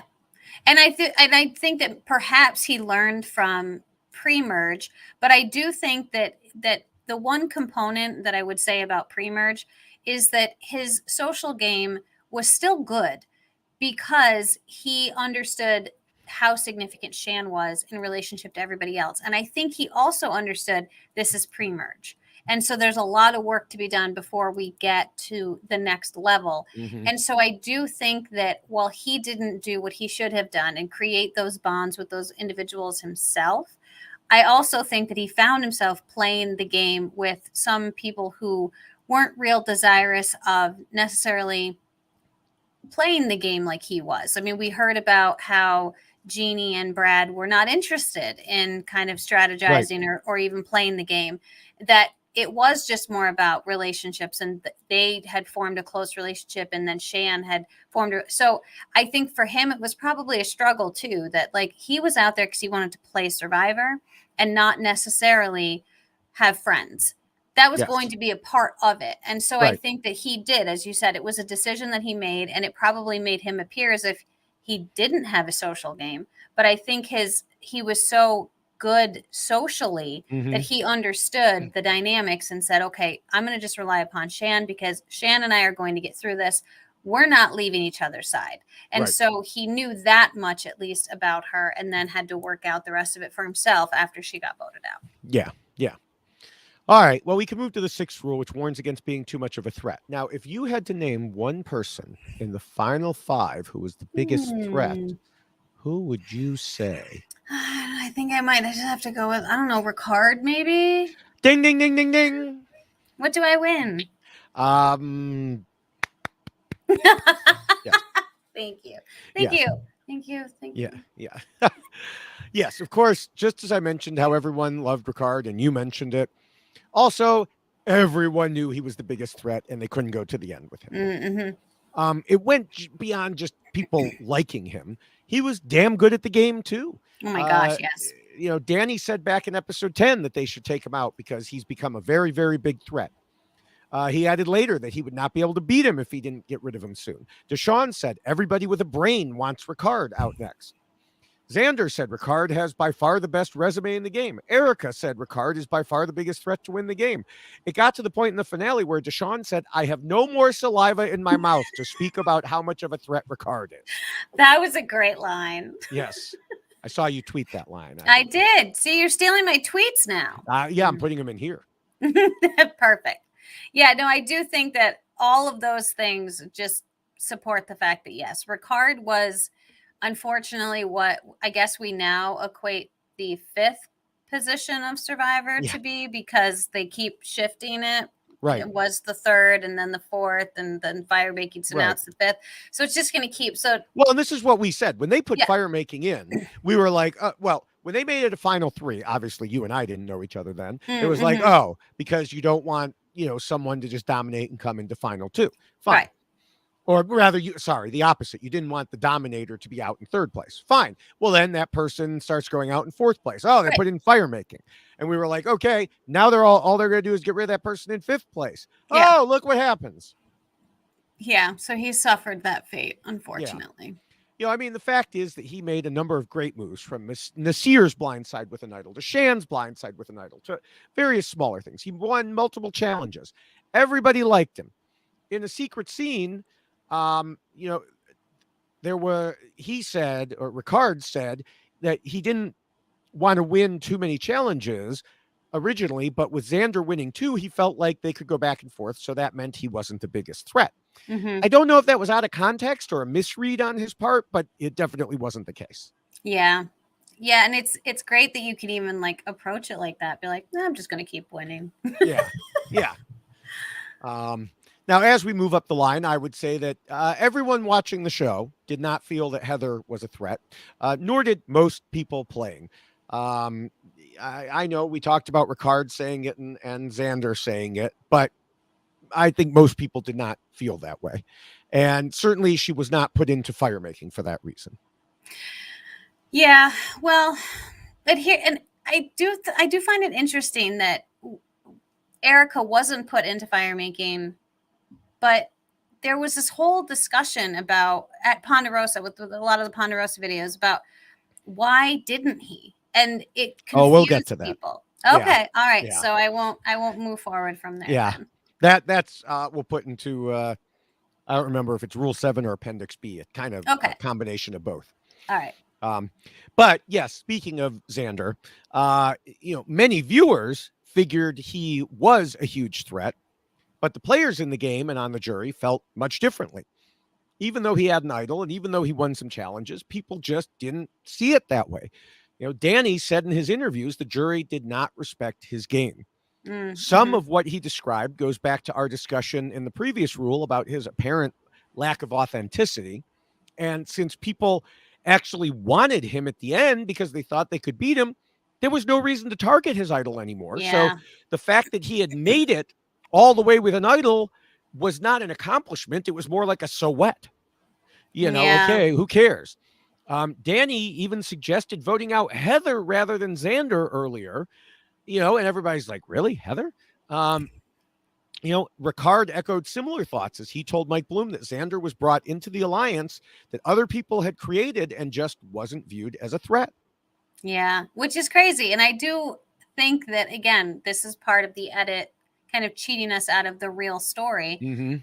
Though Xander was clearly very physical and could get through these challenges and could win challenges, I do think that they were building up his threat level in order to convince the viewers that he's got a shot at the end, when in actuality, it's much nicer to hear from the jury members to know that that's not how any of them felt about Xander in particular. So it is definitely unfair as far as the edit is concerned. I mean, we probably missed out with a lot of things regarding Erika and, and her, she won 2 challenges. And so, I do think that, so if you're talking about challenges, she's right up there as well. She won just as many. And so it's interesting just to see what is now coined as being a threat, like what makes you a threat as far as sitting in that final tribal council. And so for Xander to appear to the viewers as a threat, it's interesting to see how he was actually viewed by those people who were playing with him. Right. Now, of course, this rule is about reducing your threat level, and it's generally good. And, we talked about Xander emphasizing this whole surfer dude kind of personality and downplaying himself. But I think there was a combination of downplaying too much. Yeah. Plus not understanding how he was coming off to others that brought this threat level down too low. Yeah. And even the manner in which he was answering questions during the final tribal too. I mean, I was kind of curious, like he didn't sound very sure of himself, or it was presented in more of a surfer dude kind of fashion at times, which I thought was strange, because I thought what he wanted to do and what he said in his exit press is, if I can get to the end, then I'll have an opportunity to talk about my game and to really get them to understand what I was doing. And I just didn't feel that from him. Even though he was answering questions well, I don't think he was selling himself well. Right. Well, I think part of it was, if you're being told by the jury that we didn't meet your authentic self, the last thing that you want to do is turn around and say, ha ha, that's because I was acting, and I mean, it's like, you're right. I was being inauthentic because I'm so much smarter than all of you. And, probably not a great selling point. Yeah, I could see why that would not bode well. Yeah. Now, on a similar note to Xander, I think Deshawn had a different idea about his chances of winning compared to what the jury believed. He said in interviews that he came into final tribal council thinking he could win, but then quickly realized that was not the case. I think the behavior we already discussed played a major role, But he was earlier in the game, he was seen as a threat. But when Ricard tried to push that idea at Final Five, almost nobody was biting in comparison to getting rid of Ricard himself. Yeah. I mean, I think Deshawn's initial perception, because I know we use that word a lot, but I think that when we heard I think it was Sydney that was talking about how he was very well liked, and socially she was concerned with how he was fitting in and what he could accomplish if he had stayed playing in the game. And so there was some definite concerns early on that was going to elevate his threat level, that he's just a likable guy. And unfortunately, he didn't allow that to just be that way. We've talked already, how he shifted that narrative. And so it didn't work out the way that he wanted it to. So I do think that early on, he probably had a much different idea from other people as to, this is someone we need to watch out for because he's just really likable. And that can make you a big threat when you're going to the end. By the end of it, he wasn't. And so it's interesting to see that that's the shift that happened, that all of a sudden you had a bunch of pretty angry jurors who felt mistreated by him, when early on, that was not what was being said about Deshawn. Yeah, that not an advisable way to reduce your threat level. No, that is not, I'm too likable, I'll show them. No, don't do that. Yeah. Now we get to Erika, which is, well, actually, the words, and now we get to Erika, is actually a good description of her game plan. Stay low, let the other threats fight and knock each other out. And then at the end, hey, they get to Erika. Right. I mentioned earlier, it reminded me somewhat of Adam Klein in the way he stayed lower on the radar and he maneuvered to let the bigger threats fight it out until he was ready to come out triumphant. Erika made alliances to help her move forward in the game with people who were clearly more threatening outwardly. She said in interviews she knew it was a risk, but it was one she needed to take. Yeah. And again, this goes back to her understanding of herself and how people will perceive her. And the fact that she was able to play an under the radar game in the way that she was, and was successful in how she did it. And I think Danny was the one that talked the most about that portion of her game at that final tribal, and just how much respect he had, because that was the type of game he wanted to play. And I don't think that we see enough survivors pull that off successfully, because it is a very difficult thing to do, to be under the radar, but still be pulling off moves and still be doing things that she's doing, essentially very similar things as to the other people sitting in the final three with her, but they're not as elevated. The things that Xander is doing that are the same things that she's doing, people are taking issue with the way Xander's doing it, not taking issue with the way that she was doing it. And again, it's all about how you are putting it out into the universe and how you're actually presenting yourself to the jury. And so I think that her ability to pull that off is incredibly difficult, and really impressive that she was able to do so. Yeah. And Erika was also helped by the fact that somehow Xander became convinced she wasn't a threat at all. Deshawn told him she was a threat. Heather told him she was a threat. It was funny when I rewatched, you see these scenes of fire making, and literally they're telling him, like, dude, come on. But Xander thought he knew best because he thought he knew what he saw on the jury's faces. Yeah. I guess it was similar to me thinking I knew what I saw in the edit when predicting him as the winner. Well, and I will say that I'm surprised that maybe he did, and we'll never know. But if Jeff gave them all, everyone on the jury, a little bit of a talking to after that happened. I'm curious. Like the one that Adam told us about, where he said, "You guys don't stop it, I'm going to kick your ass back to Big Brother." Oh my God, he got so mad at us. Yeah, he very, very angry. We had some outbursts on the jury. He was not pleased with us. So I wouldn't be surprised if there wasn't a talking to by Jeff Probst at that moment. But I feel like in either the after show or the final tribal council, he said something. Maybe it was his after show where he talked about, trying to interpret what's on the jury's faces, and they can pass things along even accidentally. So he makes it seem like, it's just part of the game. It's cool. But then probably as soon as they cut, he's like, I'm the monster of Survivor 41, he was definitely angry with a couple of people on the jury that were a little more like vocal about on your jury. Yes, on ours. So I can only imagine. I mean, and it is hard to not have facial expressions when you're sitting there, and when you're sitting in the actual, on the tribe and you're watching the jury, you're trying to get a read from them. But yeah, clearly Xander misread what he was saying for sure. Yeah. All right, we could go to the 7th rule, which covers idols and advantages and navigating twists. Now, one thing we saw have to talk about twists again. Yes, well, navigating them. One thing we saw and heard on the show was about how Erika smashed that hourglass and flipped the game. And you know what? That was a big fat nothing in terms of strategy or the reason she won. Yeah. As we discussed at the time, anyone in her situation would have done the same.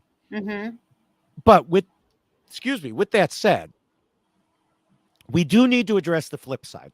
Did the twist save her from certain doom? After all, we saw a lot of people talking about voting her out while she was on exile. So it did seem like she was lucky to survive to the merge, which is a word several people used to describe her in interviews, lucky.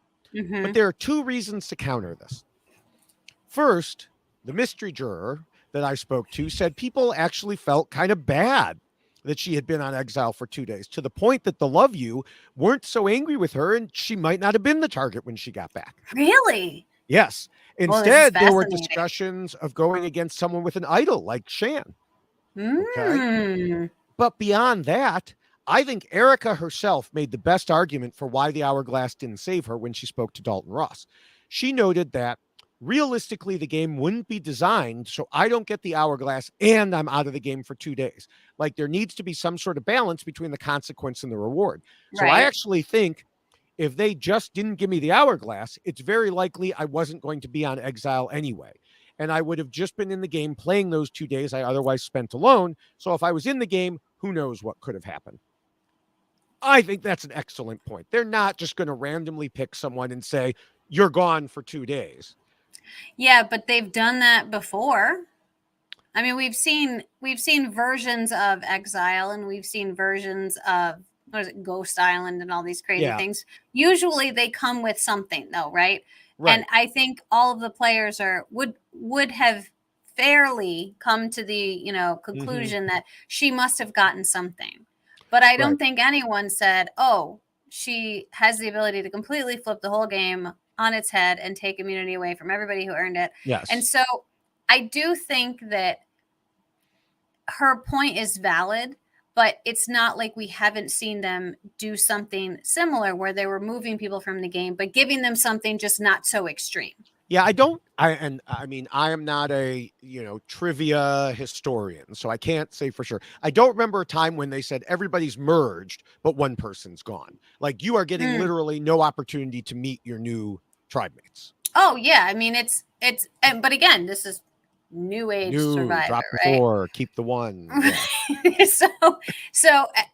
So yes, here's something new that we want to do. I think Survivor, CBS took it too far when they were like, all right, we're going to do this new thing. Yeah. But then we're also going to give her this hourglass and it's going to turn into a whole. And I think that perhaps their idea was that people were going to be angry with her. And I think it was Danny that actually talked about how could we be mad at Erika for something that the show created? And of course she's going to do that. Like, not one person looked at that decision and went, how dare you, Erika? Right. They were mad at CBS for yeah. Doing this as opposed to Erika. And so I think it did put her in kind of a very weird spot because you took me away for 2 days. You gave me this thing that's nonsensical, and it didn't have the effect that you were all desirous of, because no one's mad at me. They're mad at you. Right. So, yeah. Yeah. And I mean, people felt sorry for her. So, Erika never had an idol, which, by the way, I'm also very happy we have another winner who didn't have an idol. But she did get that final advantage we talked about.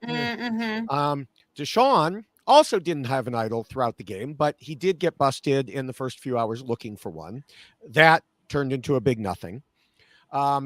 as far as Deshawn navigating other twists, I will say that although we've discussed his issues in the social game, he was super nice to Jeff and other players when it came to the hourglass twist.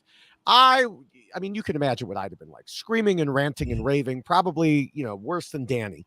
Yeah. And Deshawn was right to note that they had to put it all behind them and move on because there was nothing they could do. This was the game. Even if I know there's nothing I can do, that doesn't stop me from getting mad about it, Right. But yeah, Deshawn was right. It's not like they were going to convince Jeff to undo it. Right. Now, Deshawn also did briefly have an extra vote. When I say briefly, I mean like for one vote. He got it at his first tribal council and immediately used it against Evie, who was the person who gave it to him. I mean, the move failed, but damn, that was cold, man. That is cold. That is very cold. So yeah, now we move on to Xander. Wait, time out. Oh, okay. I thought Deshawn, you're not going to talk about the crazy boxes. Oh, I mean, we talked about that once, so I wasn't going to talk about it I again. was just curious. Yeah. Because I do think that it's worth noting that he was happy that he didn't know the percentage thing at the time. But yeah, so he at least had to deal with that weirdness too. I mean, that was just so, it was literally random, I mean, we talked about it. I think it was, what was it, last time, the time before. So yeah, it was. What was it? The do or die? Yes. Do or die. He did not die. He did not die. Yeah. And to me, that was another big nothing. Okay. All right. So, yeah. So Xander, of course, had the idol that everybody knew about.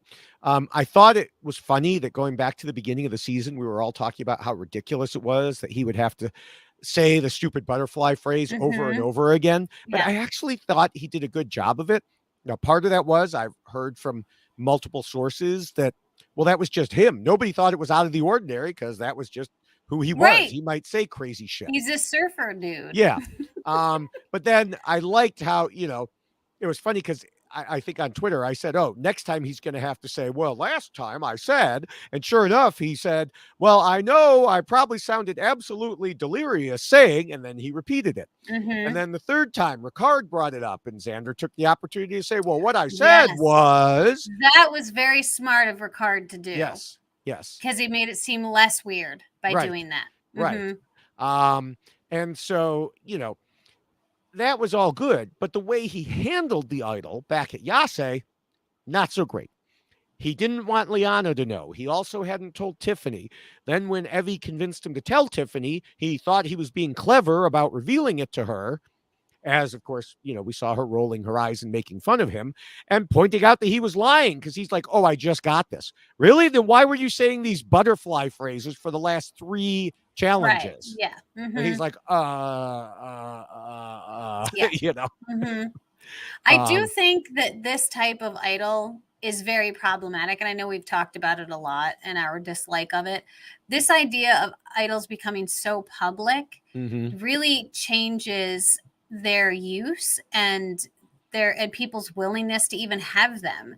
The whole idea with an idol is the secrecy of it. And one of the things that we've discussed is whether or not you share that information. And do you tell someone you have an idol? Do you keep it a secret? And that's something that we've talked quite a bit about. And in this circumstance, you have no choice because the whole tribe knows because you're being forced by the show to put it out there on blast. And so I do think that it's just not, I wouldn't want it. I wouldn't want an idol that's a public idol. Well, and this is another reason to burn it right away. Yeah, right. Then I mean, we saw 2 people get voted out with it in their pocket, and then he used it meaninglessly at the very end. Right. Just because he didn't want a souvenir. Take a souvenir home then. You've carried it around this long. Well, from what I've heard, they took like Shan and Nasir's idols anyway. Yeah, that's unfortunate. So I guess for Ghost Island too. Oh God, I shouldn't laugh. Yeah, that's happening. Yeah. Now, of course, we saw how Xander foiled Liana's plan for her knowledge is power advantage. We've discussed it here before, but just in case there are people listening who didn't hear us talk about it then, we need to be clear. This was a move created by Evie and Tiffany. Yes, Xander was the performer. He was not the writer or the director. And everybody knew that by the end of the game. So he wasn't given credit for it. Yeah. And I still see people arguing on social media, the Xander stands, I guess, standers. I don't know. But they are out there, but he did this with Liana. And that's how I imagine them talking. And it's like, no, he didn't. I mean, yes, he performed the actual action, but he, so. Well, and again, this goes back to what we talked about. If you're just watching the show, then this is what you are going to believe the reality of the show to be. Yes. You need to have these other components included. So it's not force-fed Xander content that you're able to see it all and then decide whether or not, I mean, it's not like Xander did a bad job. Right. I mean, he did a great job in carrying out the plan. All three people were necessary to carry out the plan. Right. But to not give credit where credit is due and to make it appear as if it was only Xander, I think it's ingenuous. And I think that you make people question the show as a whole when certain components of a story as big as that one are being left out. Right. I mean, the fact is the jury did not consider this to be his move. Right. That's why he didn't get credit for it. But nobody who just watches knows that. Right. All right. Another factor of having the idol that Xander described to Dalton, how everyone knowing he had it hurt him. And this goes back to what you said. He said, I think my biggest burden with the idol was the fact that since everybody knew about it and everybody wanted me to play it for them, and by not playing my advantages, I essentially voted them out. Now, I don't know that this particular situation swayed any votes one way or another. I can see how it would contribute to people being upset with him. And he was also right in telling Mike Bloom, I shouldn't play an advantage for someone that will probably turn on me in a dime. I knew that if I kept Evie around with the idol at that vote, sure, that guarantees that I send someone else home, but it raises my target, and Evie's not a guaranteed number for me. I'm positive she turns on me if it means her life in the game. Now, I think the bigger problem was, as I said before, and he's not addressing it here in these quotes, he had previously indicated he would use his bag of tricks on them. Yeah. And then when the moment came, he didn't.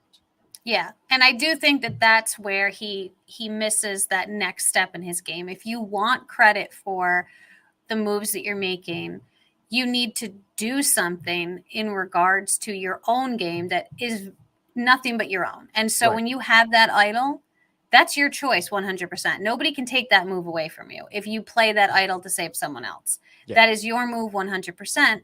And he was never able to do that. And because he did treat it as if it was a community idol is where he certainly had issues. And I spoke of this earlier, like I do kind of feel bad for him that he's getting I said before, he's just getting treated badly, if you will, by like the response from the people on the jury, like, why didn't you share that with us? And why didn't you play that with us? And I wasn't thinking all the way, like, yes, if he's promising it to them, then you're changing that designation of the idol. And we do see a lot of Survivor players say this, where they're like, this is our idol. This is for us. And that makes it more personal, right? If someone in your alliance has an idol and you've never promised it to anyone else, then you're always kind of thinking, would they play it for me? Would they play it for someone else? What will they do? If no one knows about it, well, then they certainly can't have those discussions. Right. So it does change the narrative that circles that particular idol and the meaning of that idol. It becomes a group idol as opposed to Xander's idol. And then when you keep it for yourself the whole time, this is how people end up feeling about it. Right, right. Now, one more point about his idol was that we saw Ricard trying to flush it a couple times. Hey, Xander, you should play your idol. Xander, play your idol. That was really and can I have your jacket? Yeah. Xander said in Final Tribal Council that he could tell that people didn't have enough votes to get rid of him, so that's why he didn't play his idol, even when he was encouraged to do so. I do think this showed some good game sense. It just wasn't enough to overcome the other issues we've discussed. Yeah. All right. Now, one of those other issues that we discussed also fell into this rule, and that was fire making. Now, we'll talk more about his decisions in a couple minutes here in Appendix B, But I want to mention how Ricard pointed out that everybody knew Erika couldn't make fire except apparently Xander. Apparently. Ricard told Dalton she never made fire at camp. She talked about how many hours it took when she was on exile. So he didn't know how Xander got this opposite idea. And he kept saying, oh, yeah, she made fire so many times on exile. Well, Erika said the same thing, though. Erika said in her express she knew how to make fire. I don't know. I mean, maybe she knew how, but it took a while. Yeah, I'm not don't know. Sure. Yeah. So anyway, moving down the list, as far as Heather, I don't really have anything to say about her in this rule. As we talked about at the top of the podcast, one reason she was ignored was because she had no interaction with any advantages or idols or anything. I know, which is insane. And that rope, I think, was soaked in water. Yeah. You know what? And I will say this. Heather did point out the fact that she was assigned a particular spot to sit. I don't think it should be, there shouldn't be a Heather, you sit there, and Deshawn, you sit there. That's not what should happen. Like, you guys pick. Where do you want to sit? Yeah, but then what if they get into a fight? They have to fire make in order to figure out who fire makes where? It just makes it more interesting, right? I mean, she did also say the way the wind was blowing, in retrospect, it was blowing in her face. She should have pushed the fire forward so that it would have been blowing into her string. Right. A lot of things to think about. Yes, maybe they should just not have fire making not anymore. Do fire making. Yeah, that would solve all of these issues. What kind of? That's a crazy idea. It is crazy, right? How did you come up with that? Well, I just thought about it. You're brilliant. Aw, thanks. Yeah, Jessica, you're right. I think I'm going to quote tweet. Oh, okay. Jessica, good. You're brilliant. I didn't say Jessica, you're brilliant. Oh, shoot. Now I just did. Just louder for those in the back. Yeah. It's not working. I don't know what the problem is. Oh, my goodness. Yes. Anyway, continuing this rule for Ricard, he certainly did a good job of working his way around idols, as we discussed how he organized the blind sides of two players who had them. The one issue we saw with him and an advantage was the arguments he had with Shan over the extra vote she took from JD. I think in retrospect, at the time we were making a big deal out of it. But I think in retrospect, it was really just some petty bickering between them and much ado about nothing in the long run.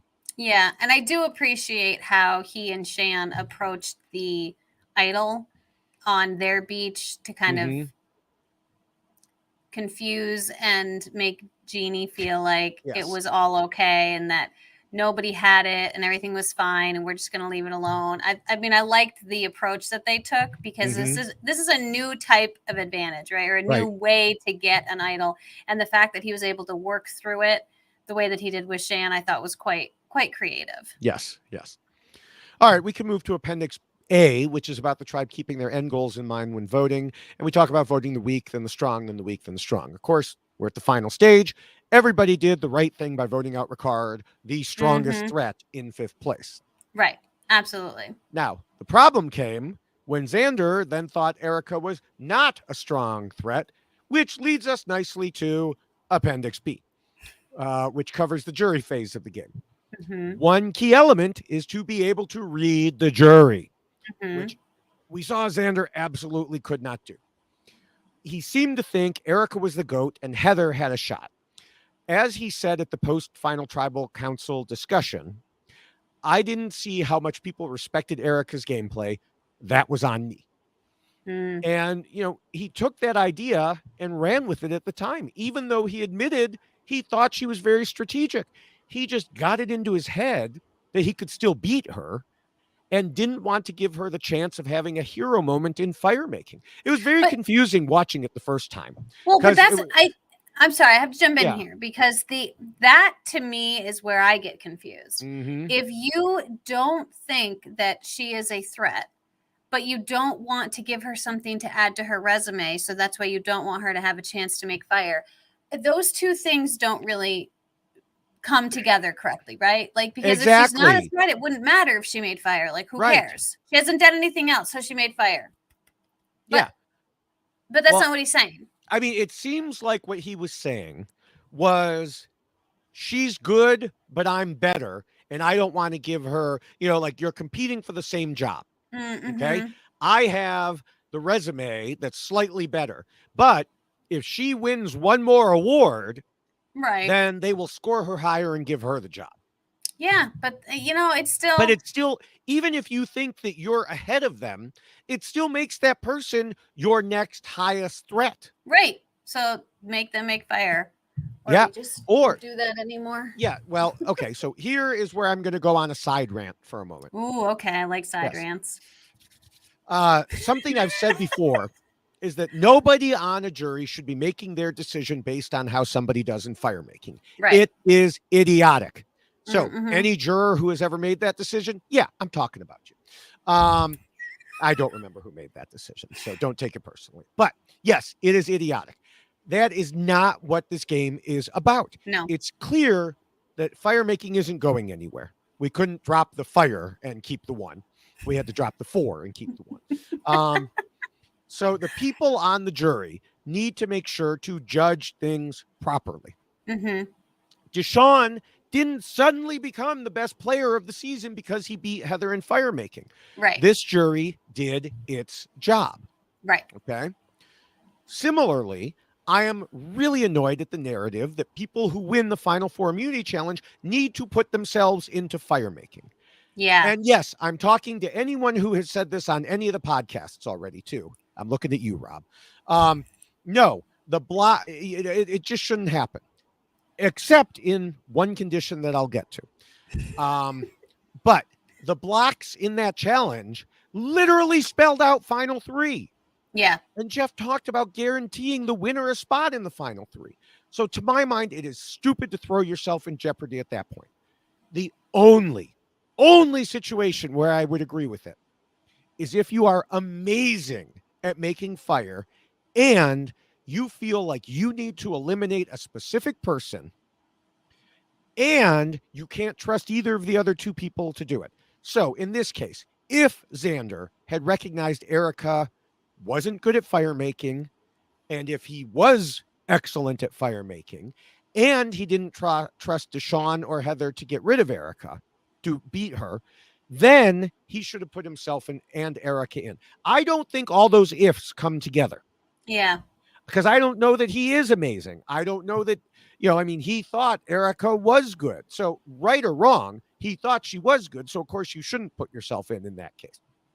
So, but more importantly than that, he needed to recognize Erika for the threat she posed, and he didn't do that. So that's the only situation where anyone should ever put themselves at risk. Is that really the only one? Well, the only one I can think of. What about like that whole, what is it? What was that island called that they sent people to and then they got to come back in the game with 8 days left? I have no idea what you're talking about. I've never heard of such a thing. That would be contrary to Survivor to send someone to an island after they've been voted off and then bring them back with only a couple days left. They would never do that. So we're not going to talk about that? All right. I mean, in that case, though, remember what it was. I already criticized the jury for voting a certain way based on that. Right. And the jury was the one who told him he had to do that. I know. So, yeah, if the jury is going to tell you you have to do it, then yes, of course, you're going to do it. Yeah. I'm just checking. I want to make sure that we're saying the same thing we said before. Yes. Oh, hell yes. Now, another problem I think Xander had with this jury was that I'm not sure it's a great idea to talk about what the jury believes in front of the jury in the way that he did. Now, sometimes you can't avoid it, or you're talking about something obvious, and maybe they're kind of egging you on. But in this case, they were making faces at him like, what? It sounded more like he was telling the jury what they thought. And the problem was they didn't think that. Yeah. I think this was the first time I've ever seen an entire jury all visibly look around at each other what just happened? It was really quite fascinating to see, because I don't think I've really seen such a reaction across the board with a comment that someone was making about the jury. Right. Yeah. Now, of course, another problem was Xander was missing the social awareness to know what he was missing there. We saw that when Liana asked him, again, I mentioned it earlier, if there was a time when he had the good read in terms of social awareness and he couldn't really answer, well, this was another answer to that question. Yeah. Telling the jury. It's unfortunate for Xander, too, because he really was looking forward to having an opportunity and a moment to explain his game to the jury. And he had planned for that coming into the game with his, I'm going to present myself in this fashion. And then if I make it to the end, I'll tell them all how great I am.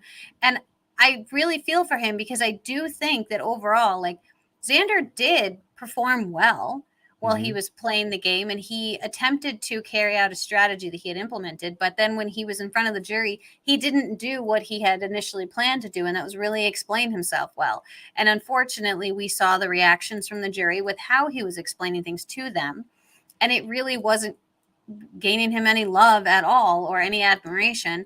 And as we've discussed, I mean, it was almost as if they had, and we've learned, really kind of already set him aside at that point. He wasn't someone that they were considering.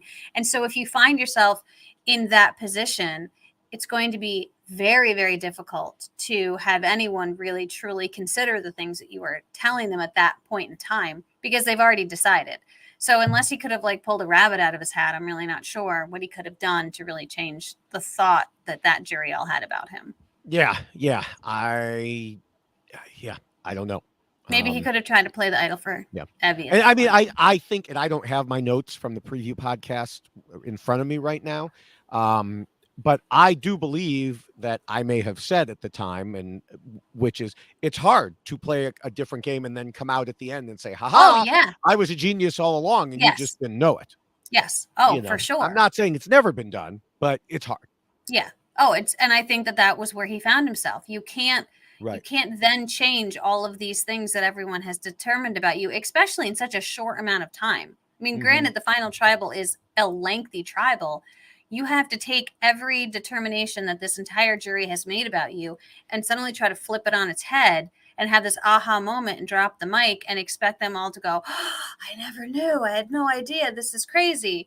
And then suddenly think completely differently about everything they've seen about your game. And that is almost impossible. Yeah.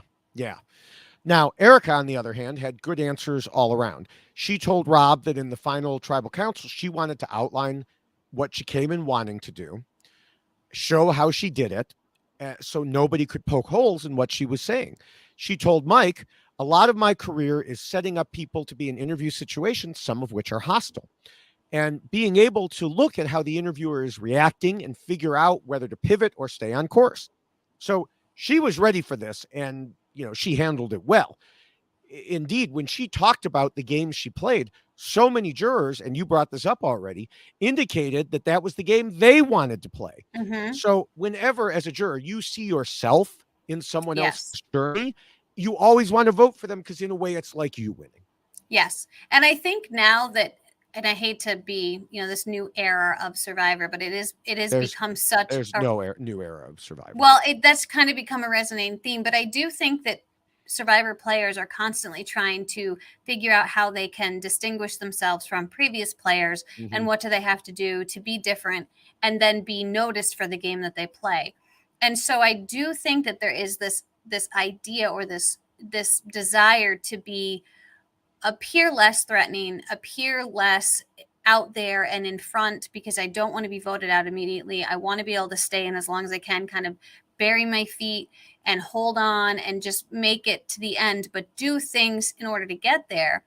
And so I do think that's probably why so many people on that jury really resonated with her explanation of her game, because they thought to themselves, God, that's really what I wanted to do.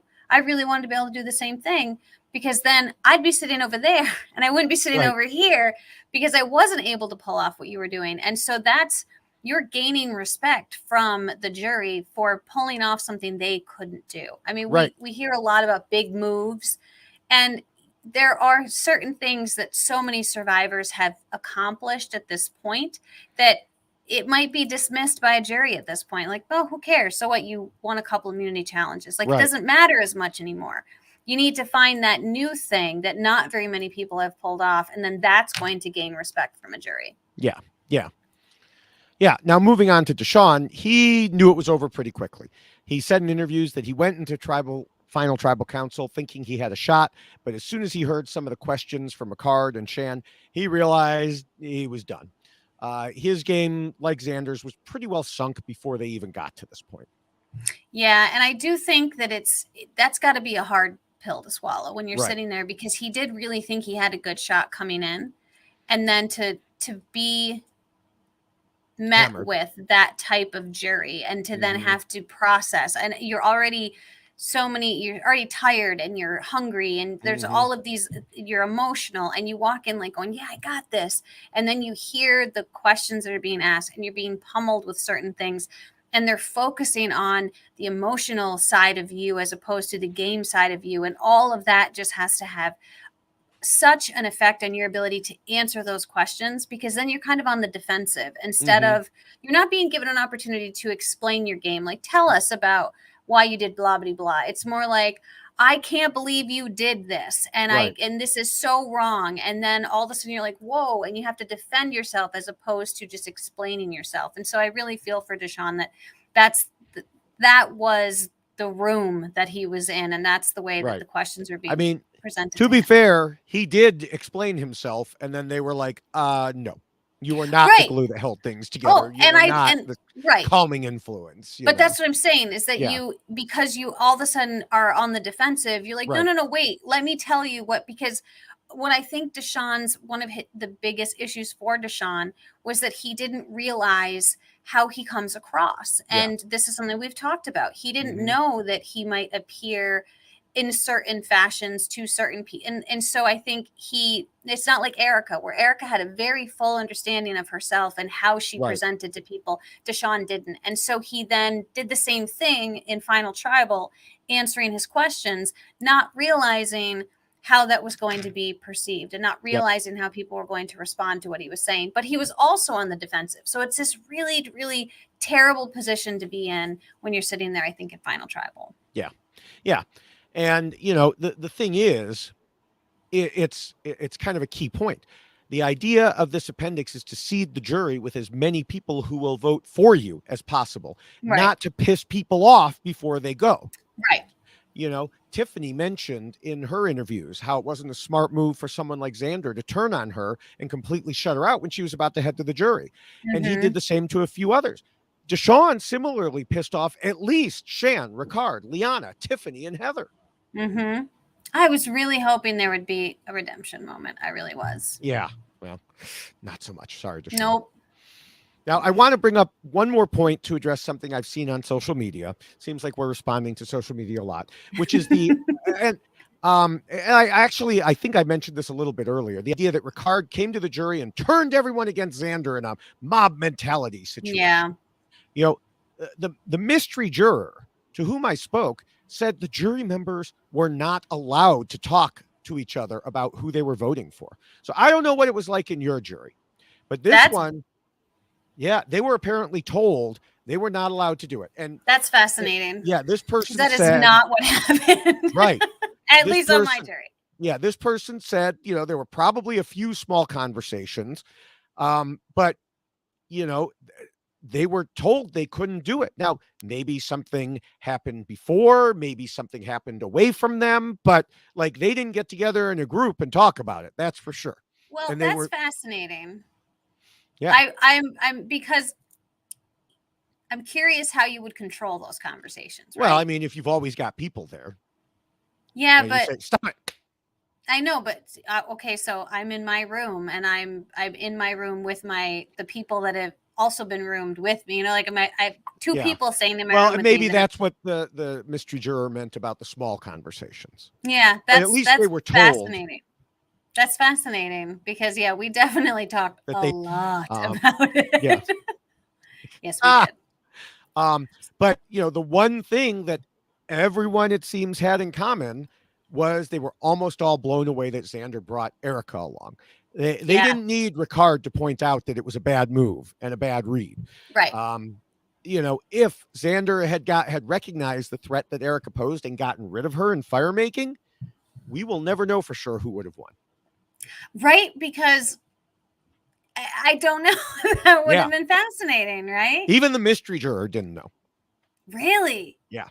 Oh. So that's fascinating. Yeah. All right. So it's about time to wrap things up. Before I do, I want to let people know, make sure, don't just tune out after the conclusions and everything. We do have some announcements for the future.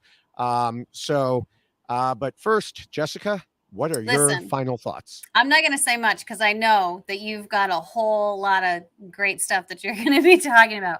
But I do want to bring up something that Ricard actually said about Erika. That Erika, who won 2 challenges, found the final advantage, put the biggest Shan move into split vote overdrive for extra security, and dismantled the majority alliance after an attempted challenge throw to take her out, won. Matrix is real and in good order.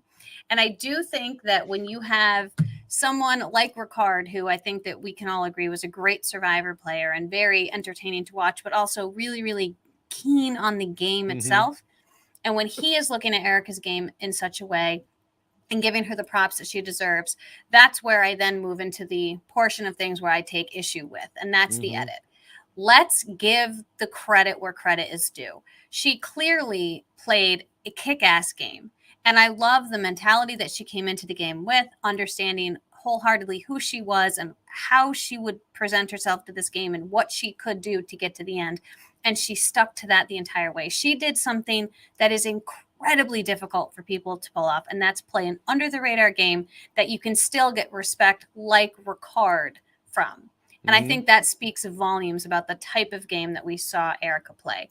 And I also want to quote something that Erika said in one of her exit interviews as well, where something had transpired and someone was saying something about Erika, and I don't remember the context in which it was said, but her response to it was, F this, I'm going to win this effing game. And guess what? That's what she did. And I love that that's what she did, that she was able to maintain her composure in such a way and realize, you know what, I'm going to show them all, I'm going to prove to them that I can do this. And she did. And so I have a lot of respect for her. Congratulations to Erika for winning. And for everyone else who was there, Deshawn, I thought you were going to be incredible, and you were right up there with my potential winner picks, which we all know is terrible. So I apologize for that. I might have had some impact, but you really did get out there. You put yourself out there, which I have so much respect for. We saw so many levels of Deshawn, and I really do truly respect you for allowing us as viewers to see that and to learn from it. And I appreciate the fact that you were there in the final 3. I think maybe some more understanding of yourself like Erika would have been better for you sitting in that final tribal, because there were a lot of potential friends sitting there that unfortunately felt hurt by you. So as far as Deshawn is concerned, I will keep it short, but love you. Think you're incredible. And I also want to give props to Xander. Xander, I think you seem incredibly intelligent on paper, and I think you seem incredibly intelligent when I listen to you speak. But unfortunately, you changed who you were in order to play this game. And I think that was your biggest downfall. You have to be yourself. You need to be true to yourself if you're going to play Survivor, because that is what people are going to judge you on. And if they perceive you a certain way, that is the way that you will be seen. And you can't get over that hurdle. Once that decision is made, that's who you are. And so unfortunately, Xander, you really needed to own yourself, because you're a great guy. You really seem impressive. So you should have just owned that. But obviously, you've learned from it as well. So kudos to you for making it. Heather, call me. We'll chat. I know what it feels like to get whole portions of yourself left out of the season. We will definitely have, maybe a nice drink, and we can kvetch with each other about concerns and issues that we have with CBS, even though we still love Survivor. So, and Ricard, the same. I think he's incredible. I think he did a great job playing this game. And I have already spoken about how he viewed Erika and his own game. So overall, Ricard, you were certainly threat level number 1. And you proved it all the way through. And you did say, I'm really kick-ass at Survivor. And you know what? You were. So congrats to you for making it as far as you did. Congrats to all of you. Thank you for an incredible season. Despite the advantages, overload that had nothing to do with the players, let's let the players be the great players they are. And I think all of these individuals deserve credit for the great players they were, aside from all of the advantages that we didn't really love. So That's my 2 cents. Okay. In our preview podcast, which simultaneously seems very long ago, but also just yesterday, I mentioned that Erika was hoping to be underestimated because of her appearance. I worried that it could hurt her in just a 6-person tribe early on, but obviously didn't predict they would never go to tribal council.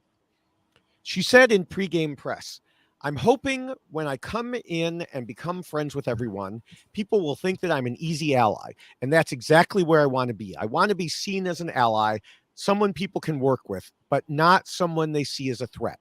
I think that's my best bet of being able to navigate undercover." Now, when we did this preview podcast, we had just recently rewatched 2 seasons of Sandra winning. So it struck me this was similar to Sandra's game, especially when Erika added, "I will say yes to anybody who wants to work with me. If you want to be my friend, if you want to be in an alliance, if you want to tell me anything, I am down." She also showed game wisdom in noting that you need to combine the social game and strategy because, quote, "you're only going to be able to get that key information to build your strategy through building those social relationships." This again echoed the gameplay she ended up having. I didn't pick her to win, but I did say I think that if she makes it to the merge, she has a damn good chance of following through on that. In the meantime, both Xander and Deshawn took themselves out of contention by how they acted in the game. Deshawn had too many emotional outbursts that alienated people, while Xander had a similar situation, but without the outbursts. He made some good social connections, but then turned on those people in a way that made them feel worse. He didn't stay loyal. And he didn't have very good social awareness. As for, Ricard said when he left that he did a damn good job. And he did. Unfortunately, at this point, being that good is bad. And everybody saw the threat he posed to win. He simply could not be allowed to move forward. As for Heather, and I just realized I kind of went out of order there, but I feel bad because it's hard to say much about her. But that's where we find ourselves. She was Erika's #1 ally, and they made it far together. But I don't think there was a situation where Heather was going to win, although maybe in different circumstances, we would have seen more of her game to understand why Ricard and Xander both felt that way. Let me say this loud and clear. Xander was not robbed. The people saying he was robbed were fooled by the edit and don't pay attention or know about other information, either by happenstance or because they really wanted him to win and are allowing those feelings to guide them. There was a reason the jury was stunned that Xander brought Erika along to the end.